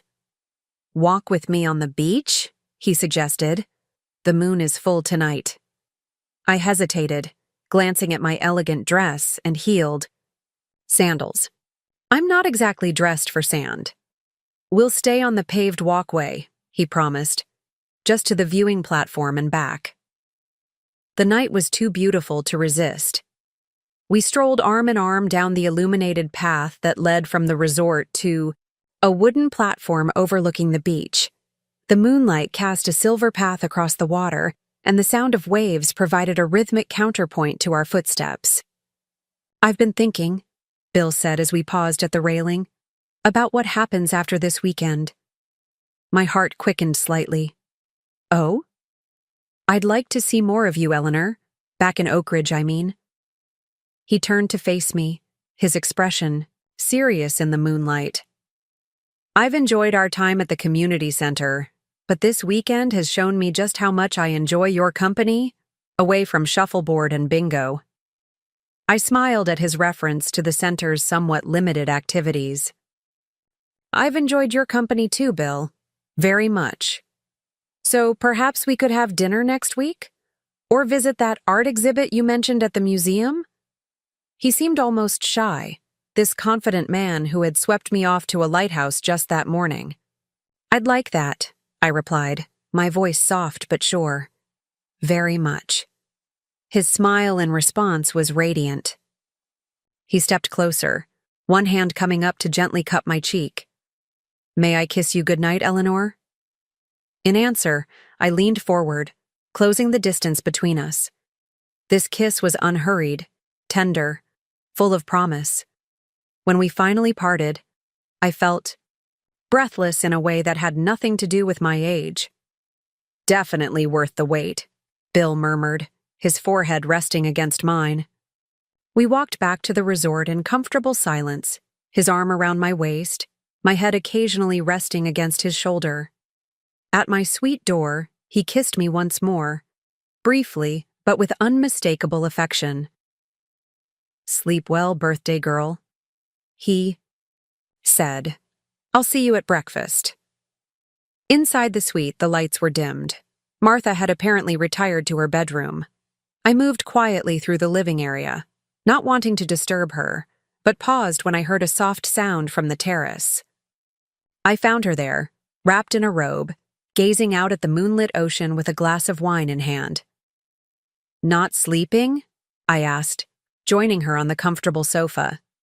Waiting up for you, she admitted with a grin.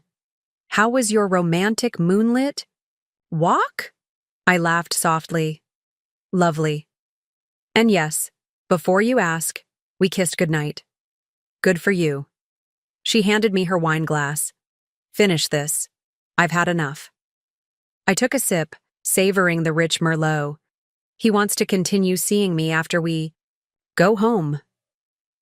Of course he does, Martha said matter-of-factly. The man is smitten. Anyone with eyes can see it. Is it that obvious? Completely. And you're just as bad. She nudged my shoulder affectionately. It's nice to see you like this, Ellie. You're practically glowing. I felt a warmth that had nothing to do with the wine. It's all happened. So quickly. A month ago, I was just a lonely widow planning a birthday no one would attend. Now I'm having a romantic weekend with a handsome doctor who thinks I'm special. You've always been special, Martha said firmly. Some of us have known that all along. It just took you 80 years to believe it yourself. Her words settled over me like a blessing. Thank you, Martha. For everything. This weekend, the dress, 50 years of friendship. Don't get sentimental. On me now, she warned, though her voice was thick with emotion. Save it for your journal. I laughed and squeezed her hand. Fine, but know that I'm thinking it. I know. She stood and stretched. Now I really am going to bed. Don't stay up too late mooning over your doctor. After she left, I remained on the terrace for a while longer, listening to the waves and reflecting on the extraordinary turn. My life had taken in just a few short days. I thought of Bill's warm eyes, the tenderness of his kiss, the respect with which he treated me. I thought of Martha's unwavering friendship and encouragement. And I thought of my children, who would be waiting when I returned home, perhaps angry, perhaps hurt, certainly confused by this unexpected display of independence. I would face that challenge when it came. For now, I wanted to savor this moment.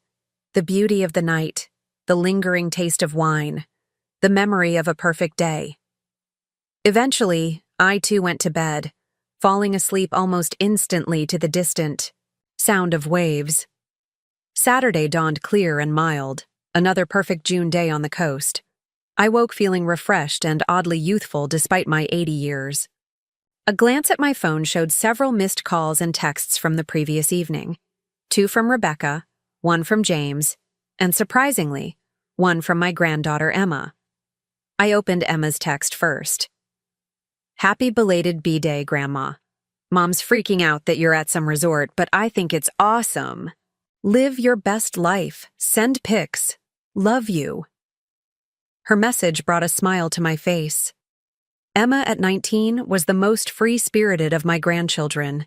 She'd always marched to her own drummer, much to Rebecca's occasional frustration. It seemed I had at least one ally in the family. I replied quickly, "Thank you, sweet girl. Having a wonderful time. We'll share pictures when I return. Love you too." I left the other messages for later. This morning was for enjoying the final full day of my birthday retreat. After a quick shower, I dressed in casual slacks and a light sweater for breakfast.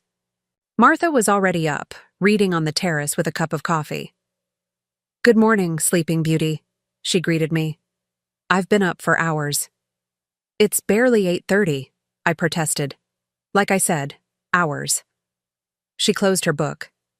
"Ready for breakfast?" "Your gentleman caller texted to say he's waiting in the cafe." I felt a flutter of anticipation at the prospect of seeing Bill. "Let me just fix my hair." "It's perfect," she assured me. "Stop fussing and go enjoy your breakfast date. I'll join you in a bit." Bill was indeed waiting, looking handsome in casual trousers and a light blue shirt that matched his eyes. He stood as I approached, his face lighting up in a way that made my heart skip. "Good morning," he said, pulling out my chair. "You look lovely and well-rested." "I slept better than I have in years," I admitted. "Must be the sea air." "Or good company," he suggested with a smile. We ordered breakfast, French toast for me, an omelet for Bill, and spent a relaxed hour enjoying the food and conversation. Martha joined us eventually, bringing my new journal.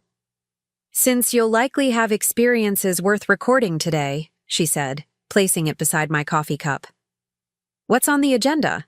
I asked, curious about what they might have planned. "Well," Bill began, glancing at Martha, "we thought we'd let you decide. The resort offers a painting class this morning, or there's a guided tide pool exploration. Or if you prefer, we could just relax by the pool." The thought of a day with no obligations, no one else's schedule to accommodate, was still novel, enough to give me pause. What did I want to do? The tide pools sound interesting, I decided. I've always loved seeing the little ecosystems hidden there. "Tide pools it is," Martha declared. Though I might skip that in favor of reading my novel by the pool. These old knees aren't what they used to be for climbing over rocks. After breakfast, I returned to the suite to change into more appropriate footwear for the excursion. As I was lacing up my walking shoes, my phone rang. James again. With a sigh, I answered, Good morning, James. Mom. His voice was clipped, controlled. We need to talk about this situation. What situation? I asked, though I knew perfectly well what he meant. This getaway of yours, running off without telling anyone, staying at an expensive resort. It's not like you. I sat on the edge of the bed, mentally preparing for the conversation. Perhaps you don't know me as well as you think, James. What's that supposed to mean? His tone sharpened. It means I'm more than just your mother. I'm a person with my own wants and needs. And right now, what I want and need is to enjoy the final day of my birthday trip without being made to feel guilty about it. A long pause. Mom, we're worried about you. This behavior is completely out of character. First, you miss your medication. What medication? I interrupted, confused. Your blood pressure pills. Rebecca said you left them on the kitchen counter when she stopped by your house yesterday. I shook my head, though he couldn't see it. James, I don't take blood pressure medication. I never have. My pressure has always been excellent. But Rebecca said. Rebecca was mistaken, I said firmly. Or perhaps she saw some other medication. The point is, I'm perfectly fine. I'm having a wonderful time and I'll be home tomorrow as planned. Another pause. Who are you with? Daniel mentioned someone named Bill?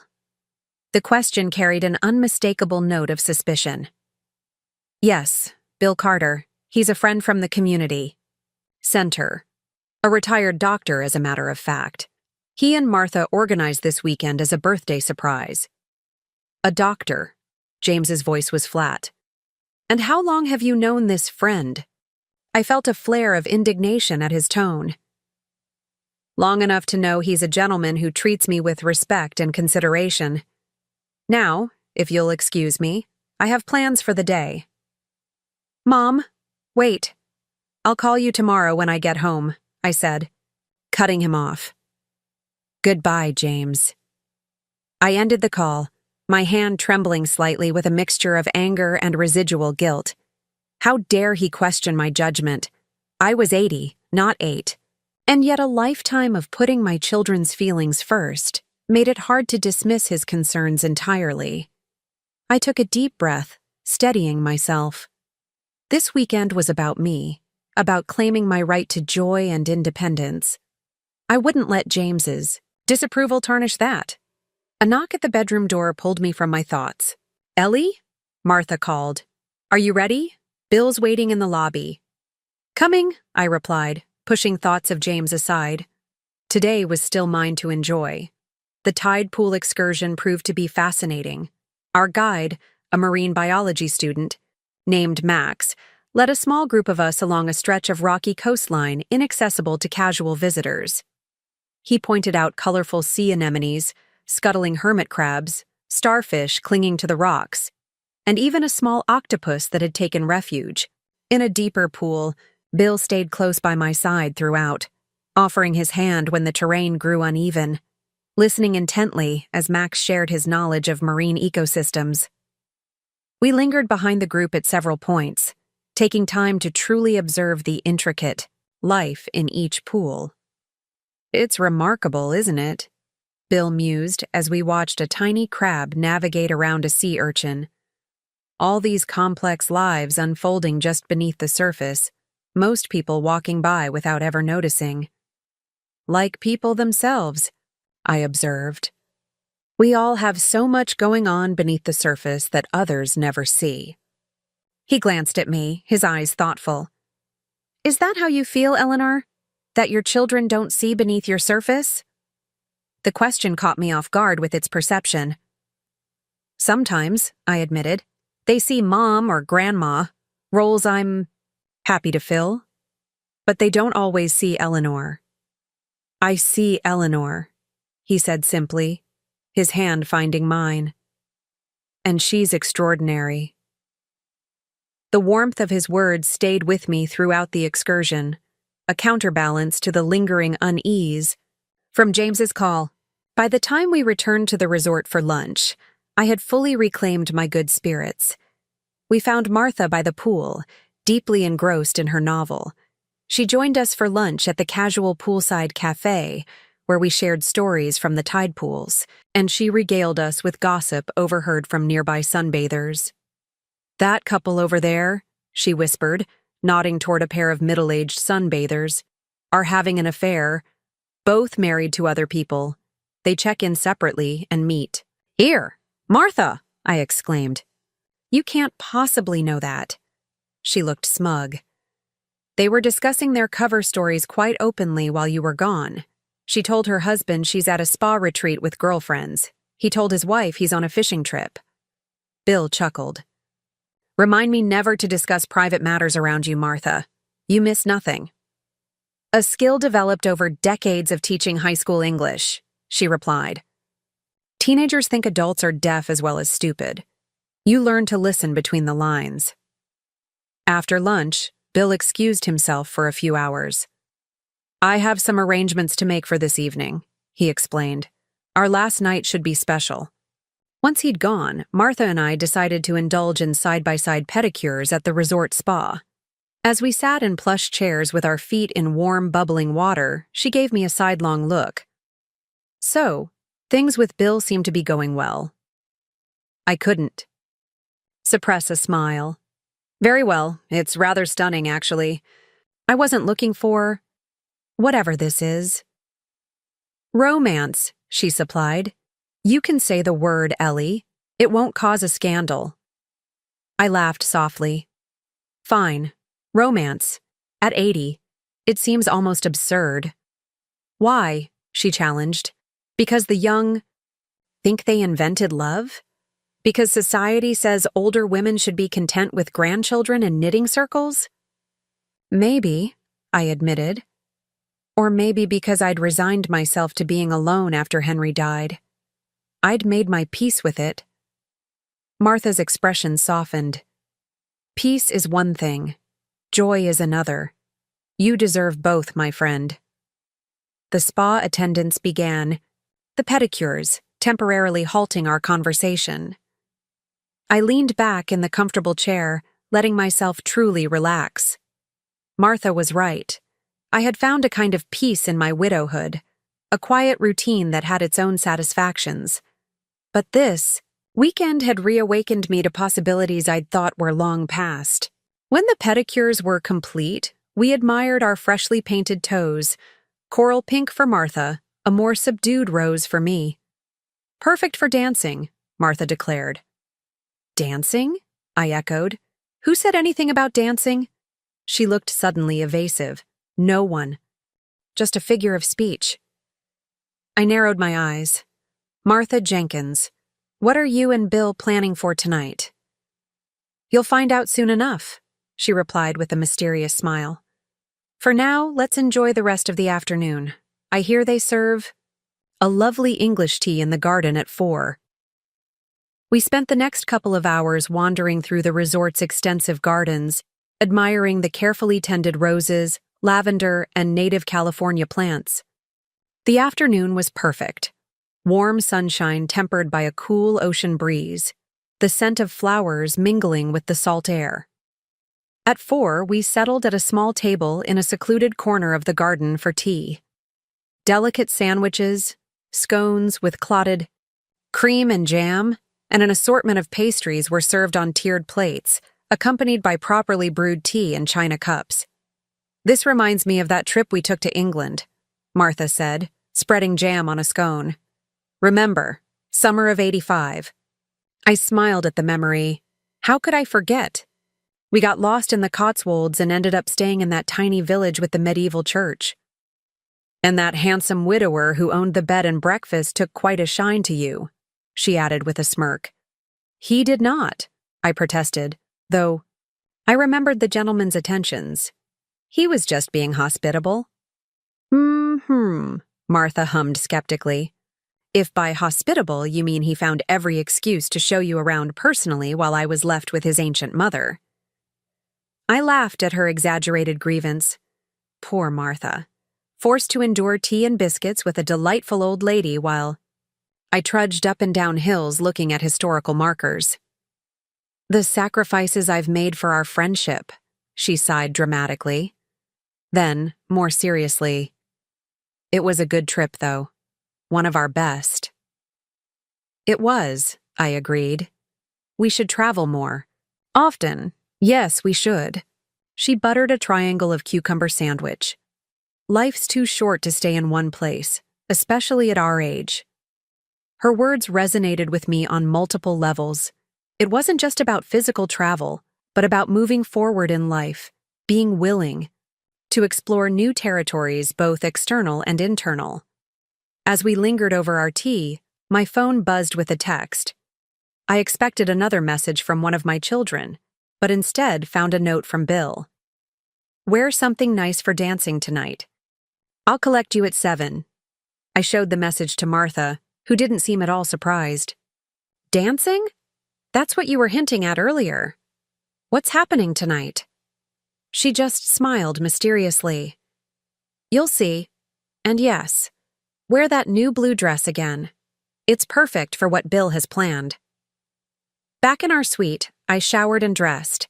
With particular care, applying makeup and styling my hair with more attention than usual. The blue dress looked just as flattering as it had the night before, and I added the silver swallow pendant Bill had given me. Martha, dressed in a flowing black ensemble with dramatic silver jewelry, nodded approvingly when I emerged from my bedroom. Perfect. Bill won't know what hit him. Are you going to tell me where we're going? I asked, securing a small silver earring. And ruin the surprise? Absolutely not. She checked her watch. He'll be here any minute. Ready for your final night of birthday celebrations? Before I could answer, there was a knock at the door. Martha opened it to reveal Bill, handsome in a dark suit and tie, holding a small bouquet of white roses. For the birthday girl, he said, presenting them to me with a warm smile. Though technically, your birthday celebrations should be over by now. Nonsense, Martha declared. 80 years deserves at least a week of festivities? Bill offered an arm to each of us. In that case, shall we continue the festivities? Our destination awaits. He led us not to a car as I'd expected, but toward the main building of the resort. We entered through a side door and followed a corridor I hadn't explored before, finally stopping before a set of double doors marked Ocean View Ballroom. Ready? Bill asked, looking at me with a mixture of excitement and nervousness. Before I could respond, he pushed open the doors to reveal a stunning ballroom with floor-to-ceiling windows overlooking the moonlit ocean. A small ensemble played, soft jazz in one corner, and several couples danced on the polished floor. Tables draped in white linen surrounded the dance area, each with flickering candles and fresh flowers. The resort hosts a dinner dance every Saturday, Bill explained. I thought it would be a nice way to end our weekend. It's perfect, I said, genuinely moved by his thoughtfulness. I haven't danced in years. Then we have some catching up to do, he replied, his eyes twinkling. We were shown to a table near the dance floor, where champagne was already waiting. After a toast to new beginnings, Bill extended his hand to me. May I have this dance, Eleanor? I hesitated only briefly before placing my hand in his. Fair warning, I'm rather out of practice. So am I, he admitted as he led me to the floor. But I suspect it's like riding a bicycle. You never really forget. He was right. As he took me in his arms and we began to move to the music, a smooth, romantic standard, the steps came back naturally. He was a good lead, confident without being overbearing, and we quickly found our rhythm together. You dance beautifully, he murmured as we glided across the floor. Another hidden talent. Hardly hidden, I replied with a smile. Henry and I used to dance often when we were younger. It was one of our favorite things to do together. He was a lucky man, Bill said softly. I was a lucky woman, I countered. We had a good marriage. Not perfect. No marriage is. But good. I paused, then added, I miss him still, you know. That never really goes away. Bill nodded, his expression understanding. Nor should it. Helen has been gone 12 years now, and I still find myself turning to tell her something interesting I've read or heard. He twirled me gently before continuing. But I've learned that loving someone who's gone doesn't mean you can't open your heart again.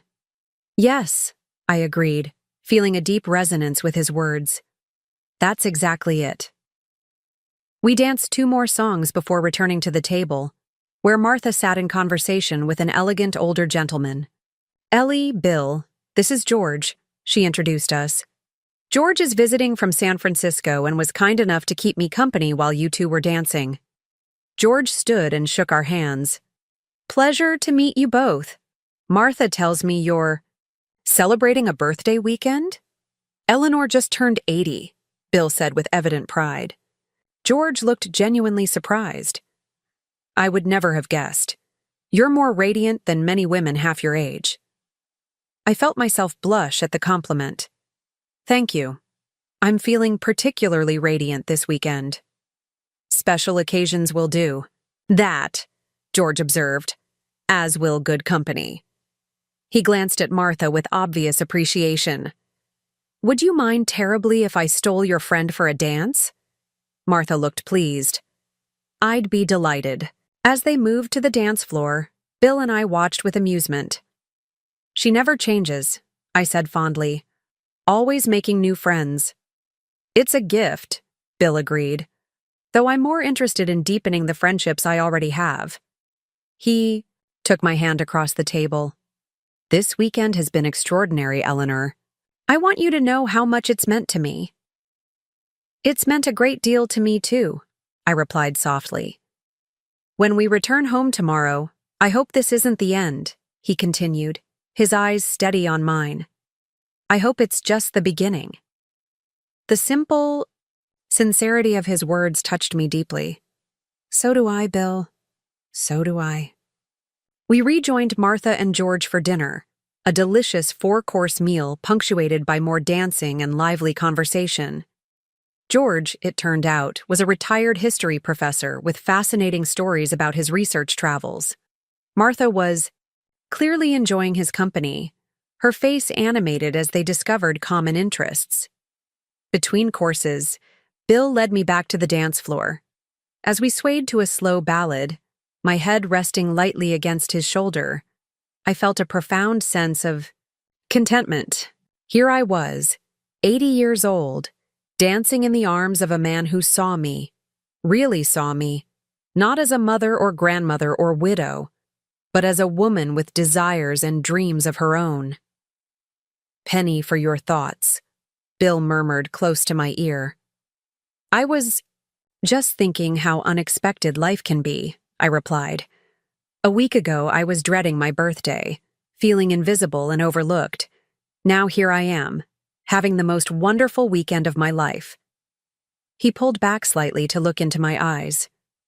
You should never feel invisible, Eleanor. You light up every room you enter. Before I could respond, he leaned forward and kissed me, right there on the dance floor. It was brief but tender, a promise of things to come. When the dance ended, we returned to find Martha alone at the table, looking pleased with herself. Where's George? I asked, noticing his absence. Gone to arrange drinks at the lobby bar, she explained. We'll join him after dinner for a nightcap. She gave me a significant look. Unless you two have other plans. Martha, I admonished, feeling myself blush again. Bill laughed. You're incorrigible, Martha, but we'd be happy to join you and George for a drink. The rest of the evening passed in a pleasant blur of dancing, conversation, and laughter. By the time we finally said goodnight to George and headed back to our respective rooms, it was well past midnight. At my suite door, Bill took both my hands in his. Thank you for a magical evening, Eleanor, for a magical weekend. Thank you for making it so, I replied. I've never had a birthday like this before. Good, he said with a smile. It's about time someone celebrated you properly. His kiss goodnight was lingering and sweet, full of promise for the future. When we parted, I felt a giddy warmth that belied my 80 years. Inside the suite, I found Martha already in her nightgown, making tea in the kitchenette. "Well?" she demanded as soon as I entered. "Was it a perfect evening or what?" "It was beyond perfect," I admitted, slipping off my shoes with a sigh of relief. "Bill he's extraordinary." "And so are you," she said firmly, handing me a cup of chamomile tea. "Which is why you deserve each other." We sat on the terrace, one last time, sipping our tea and listening to the ocean waves below. The moon hung low over the water, casting a silver path across the surface. "Thank you, Martha," I said finally, "for arranging all this, for pushing me to put myself first for once." "You're welcome," she replied simply. "But the hard part comes tomorrow, you know, going home and facing the children." I nodded, feeling a flicker of anxiety at the thought. "I know. They're not going to understand." "Probably not," she agreed. "At least not at first. But they'll adjust. They'll have to." "Yes," I said softly. "They will." As I prepared for bed that night, I thought about the conversation to come. James would be judgmental, Rebecca hurt, Daniel confused. They would want explanations, justifications for behavior they found inexplicable.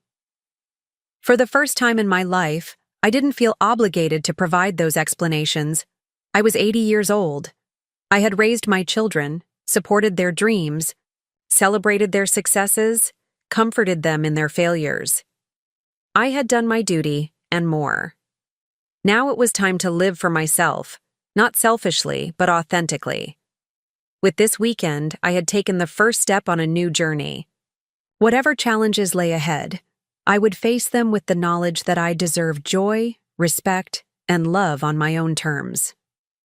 I fell asleep with that thought cradled in my heart, the sound of waves a gentle lullaby carrying me into dreams of dance, floors and moonlight and possibilities I had only just begun to explore. Sunday morning arrived with soft sunlight filtering through the curtains. I woke early, a mixture of contentment and reluctance coloring my mood. Our wonderful weekend was coming to an end, and real life, with all its complications, awaited, back in Oak Ridge. I dressed simply in slacks and a blouse, then began the task of packing my belongings. The blue dress Martha had given me was carefully folded between layers of tissue paper. The swallow pendant from Bill remained around my neck, a tangible reminder of the connection we'd formed. Martha emerged from her bedroom looking remarkably fresh for someone who had danced until midnight. "Last day," she said, a note of wistfulness in her voice. "How are you feeling?" "Mixed," I admitted, closing my suitcase. "I've had the most wonderful time, but you're worried about facing the Inquisition when we get home?" she finished for me. I nodded. "Exactly. James will be self-righteous, Rebecca hurt, and Daniel caught in the middle, as usual." "And how will you handle it?" Martha asked, watching me carefully.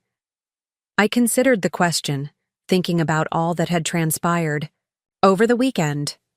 Not just my deepening relationship with Bill, but my own internal shift toward prioritizing my happiness. With honesty, I decided. I won't apologize for living my life, but I will explain. They deserve that much. Martha nodded approvingly. "Good girl. Now, shall we have one last breakfast with your doctor before we head home?" Bill was waiting, in the cafe reading a newspaper with a cup of coffee. He set it aside immediately when he saw us, standing to greet me with a gentle kiss on the cheek. "Good morning, ladies. Sleep well?" "Like a rock," Martha replied. "Dancing always tires me out in the best way." We settled at a table overlooking the ocean, ordering a final vacation breakfast. Belgian waffles with fresh berries for me, eggs, Benedict for Martha, and a hearty omelet for Bill. As we ate, the conversation turned inevitably to our departure. "The car service will be here at 11, Bill confirmed. "We should arrive back in Oak Ridge by mid-afternoon." And then reality intrudes. I sighed. He reached across the table and took my hand. Reality doesn't have to be unpleasant, Eleanor. This weekend wasn't a dream. It was a beginning. His words warmed me, easing some of my apprehension about what lay ahead.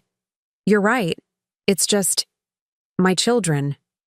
They'll adjust, Martha said firmly. They might pout for a while, but they're adults. They'll get over it. I hope so, I replied, though privately I wasn't so certain. My children had become accustomed to a mother who was always available, always accommodating. This new, independent Eleanor might take some getting used to. After breakfast, we took a final walk along the resort's beautiful grounds, stopping occasionally to admire a particularly lovely view or flowering plant. The morning was perfect, warm without being hot, a gentle breeze carrying the scent of salt and flowers. I'll miss this place, I admitted as we paused at a viewpoint overlooking the ocean. We can come back, Bill suggested. Perhaps for your 81st? The casual way he included himself in my future made my heart lighten. I'd like that. We returned to the lobby with just enough time to check out before the car arrived. As the porter loaded our luggage, I took one last look at the resort that had been the setting for such an unexpected transformation in my life. Thank you, I said softly to Martha and Bill, for giving me the birthday I needed, not just the one I thought I wanted. The drive back to Oak Ridge passed more quickly than I would have liked. We chatted comfortably, sharing favorite moments from the weekend and making tentative plans for the days ahead. Bill would call tomorrow to arrange dinner later in the week. Martha had already invited me to a concert at the community center on Wednesday. Life would go on, but differently now. Better. All too soon, familiar landmarks began to appear as we approached Oak Ridge. My neighborhood came into view, and with it, an unexpected sight. 3 cars parked in my driveway and along the street in front of my house. Oh dear, Martha murmured, recognizing them immediately. The welcome committee has assembled. My children had arrived ahead of us, clearly planning a reception of some kind. I felt a flicker of irritation at this invasion, followed by resignation. Best to face them directly and get it over with. The car pulled into my driveway behind, James's sleek sedan. As it came to a stop, the front door of my house opened, and Rebecca stepped onto the porch, arms crossed over her chest. Deep breath, Martha advised from beside me. Remember who you are now. Bill squeezed my hand. Would you like me to stay? I considered his offer, tempted to have his steadying presence beside me. But no, this confrontation with my children was something I needed to handle myself. Thank you, but I think it's better if I face them alone, I said. I'll call you later? Absolutely, he replied, then leaned over and kissed me softly. For courage, he whispered. The driver opened my door and I stepped out into the sunshine. Rebecca's expression tightened at the sight of Bill in the car, but she said nothing as I retrieved my suitcase from the trunk and thanked the driver.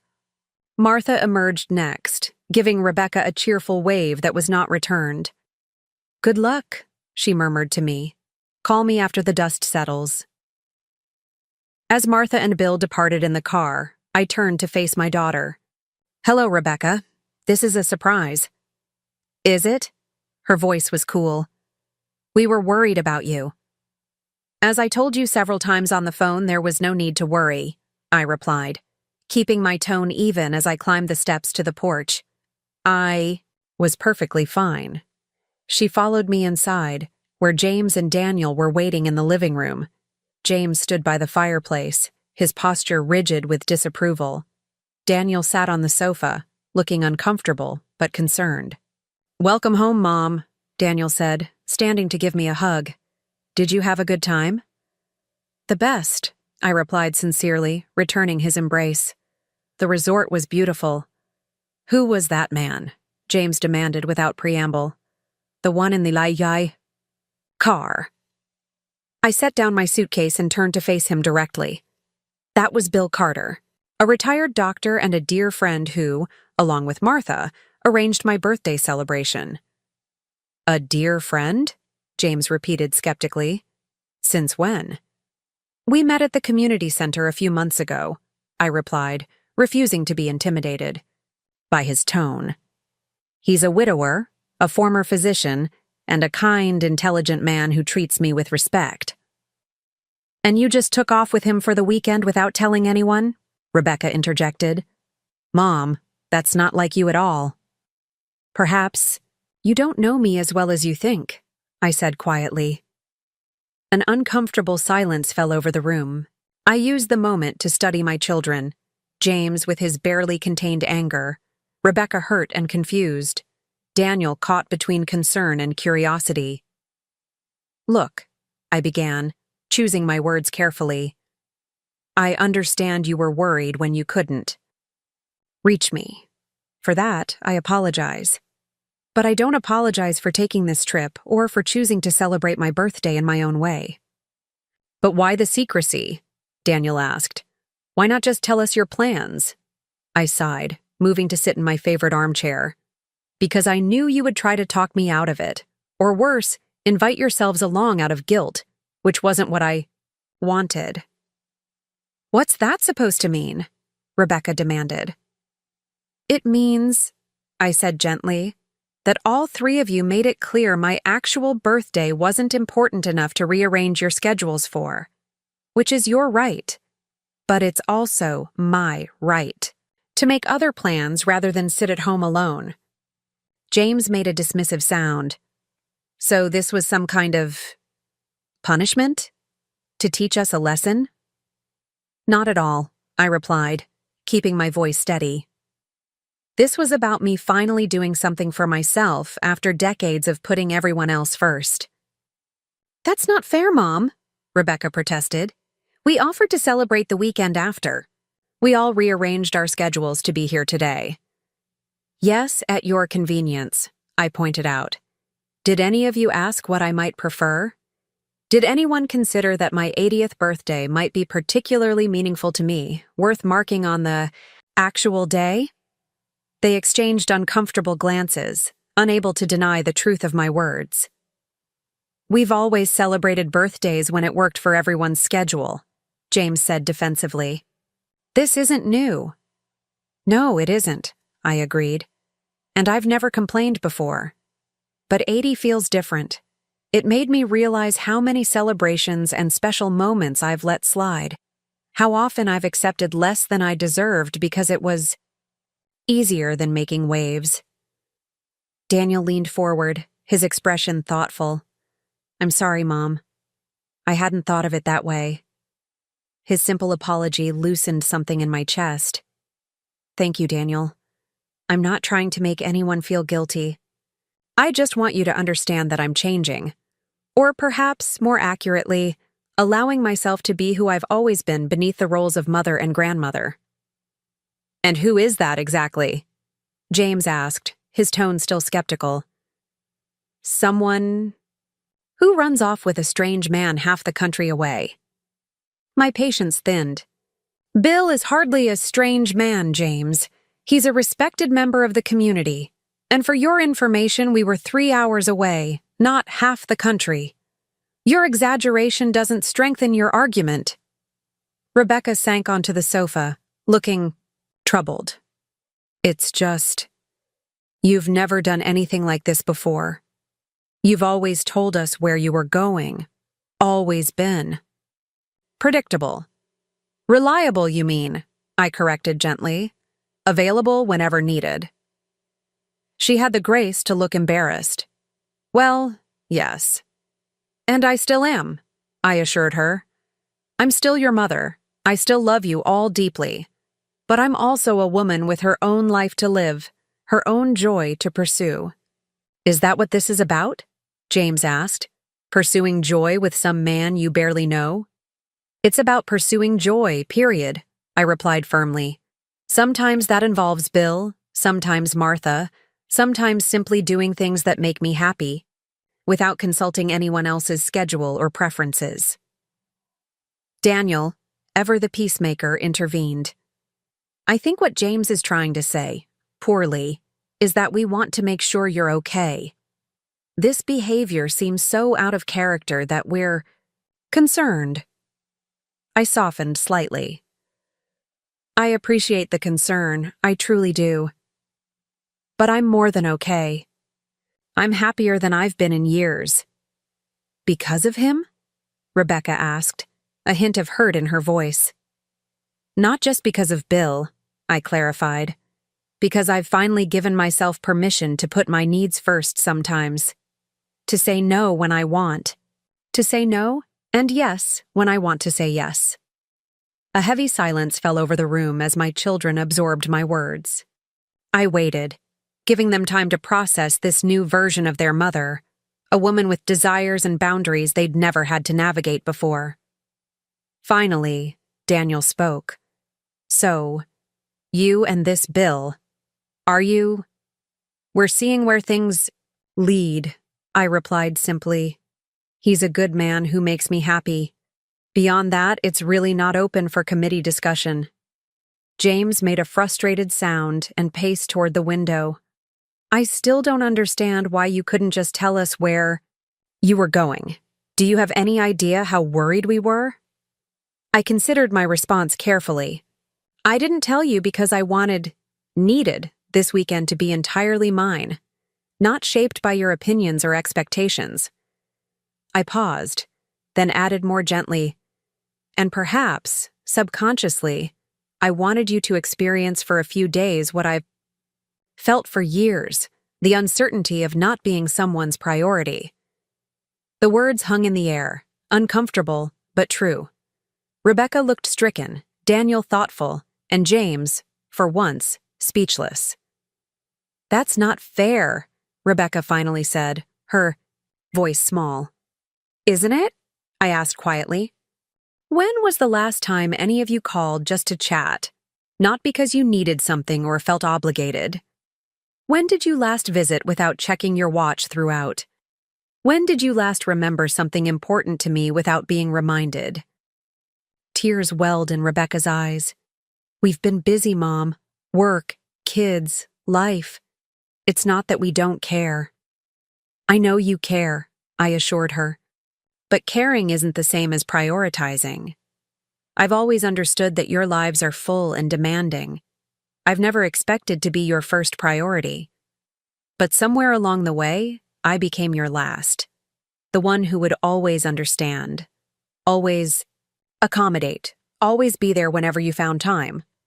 Daniel reached for my hand. I hadn't realized you felt that way. I'm sorry. His simple acknowledgement touched me deeply. Thank you.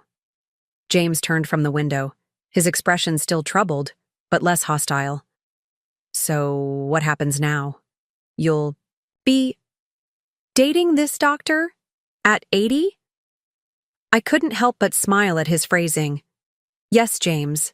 At 80.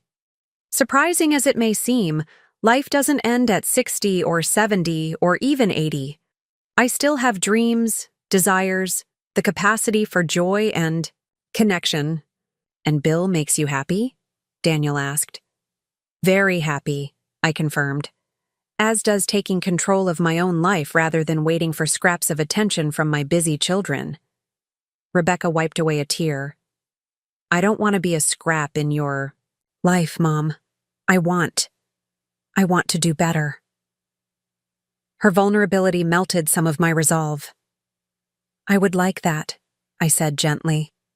But it needs to be genuine, not motivated by guilt or fear that I'm slipping away.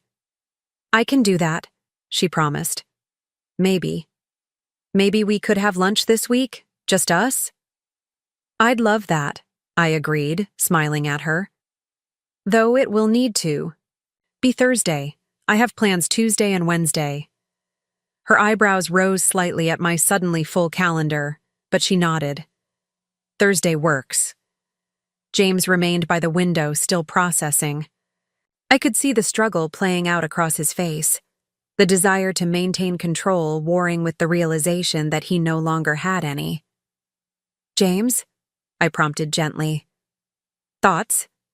He sighed heavily.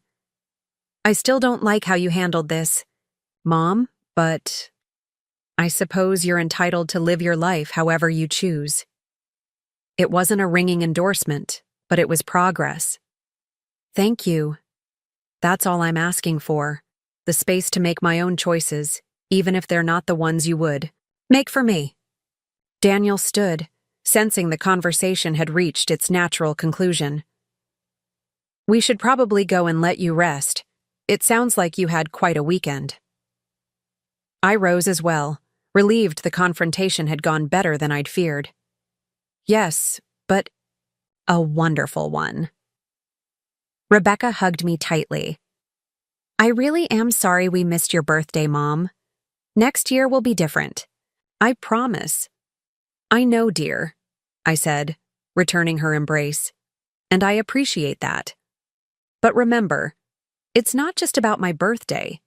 It's about making space for each other in our lives consistently, not just on special occasions. She nodded, against my shoulder. I understand. I'll try harder. As my children prepared to leave, I felt a curious mixture of exhaustion and exhilaration. Standing up for myself, setting boundaries, expressing needs, was new territory, but it felt right. Necessary. At the door, Daniel lingered after James and Rebecca had already stepped outside. Mom, he said quietly, I just want you to know. I'm happy for you. This new independence, even Bill, if he's good to you, then I'm glad. His simple acceptance brought tears to my eyes. Thank you, Daniel. That means more than you know. After they'd gone, I stood in the quiet of my living room, absorbing the familiar surroundings that somehow looked different now. This was still my home, filled with memories and comforts accumulated over decades. But I was returning to it as a slightly different Eleanor, one who had claimed her right to joy, to independence, to being more than just someone's mother or grandmother. I unpacked slowly, hanging the blue dress carefully in my closet, placing the new journals on my bedside table. Each item was a tangible reminder of the weekend that had changed everything. When my phone rang, I knew without checking who it would be. Hello, Bill, I answered, smiling despite my fatigue. How did it go? He asked, concern evident in his voice. Better than expected, worse than hoped, I replied honestly. But we're working through it. I'm glad, he said. I've been thinking about you all afternoon. The simple admission warmed me. I've been thinking about you too. Would tomorrow be too soon to see you again? He asked, a touch of uncertainty in his voice that I found endearing. Not too soon at all, I assured him. I'd like that very much. We made plans for lunch at a cafe near the community center, then reluctantly said goodbye. As I set the phone down, I noticed the time, nearly 5 o'clock. Usually by now, I would have started preparing a solitary dinner, perhaps called one of the children afterward if I was feeling particularly lonely. Instead, I picked up the phone again and dialed Martha. The Inquisition is over, I told her, when she answered. And I survived. Never doubted you for a minute, she replied. What are you doing for dinner? Want company? Actually, I said, surprising myself, I think I'd like to try that new Thai place downtown. Care to join me? Eleanor Thompson, eating out on a Sunday night? She gasped in mock horror. Who are you and what have you done with my friend? I laughed, feeling lighter than I had in years. I'm the new and improved version. 80 years in the making. Well, I approve wholeheartedly, she declared. Pick you up in 30 minutes. After we hung up, I stood for a moment in the center of my quiet house, taking stock. For 8 years since Henry's death, I had lived according to established patterns, careful routines that filled my days predictably, if not always joyfully. Now, in the space of a long weekend, everything had shifted. I had kissed a kind man beneath the stars and danced in his arms. I had set boundaries with my children and stood my ground when challenged. I had chosen adventure over safety, risk over routine, joy over mere contentment. Change at 80 might seem improbable, even foolish to some. But as I went to change for dinner with Martha, I felt not foolish but liberated, a woman stepping into the fullness of herself not despite her age, but because of it. After all, 80 years had given me wisdom enough to know what mattered, and courage enough to claim it. Perhaps that was the greatest birthday gift of all. Up next, you've got 2 more standout stories right on your screen. If this one hit the mark, you won't want to pass these up. Just click and check them out.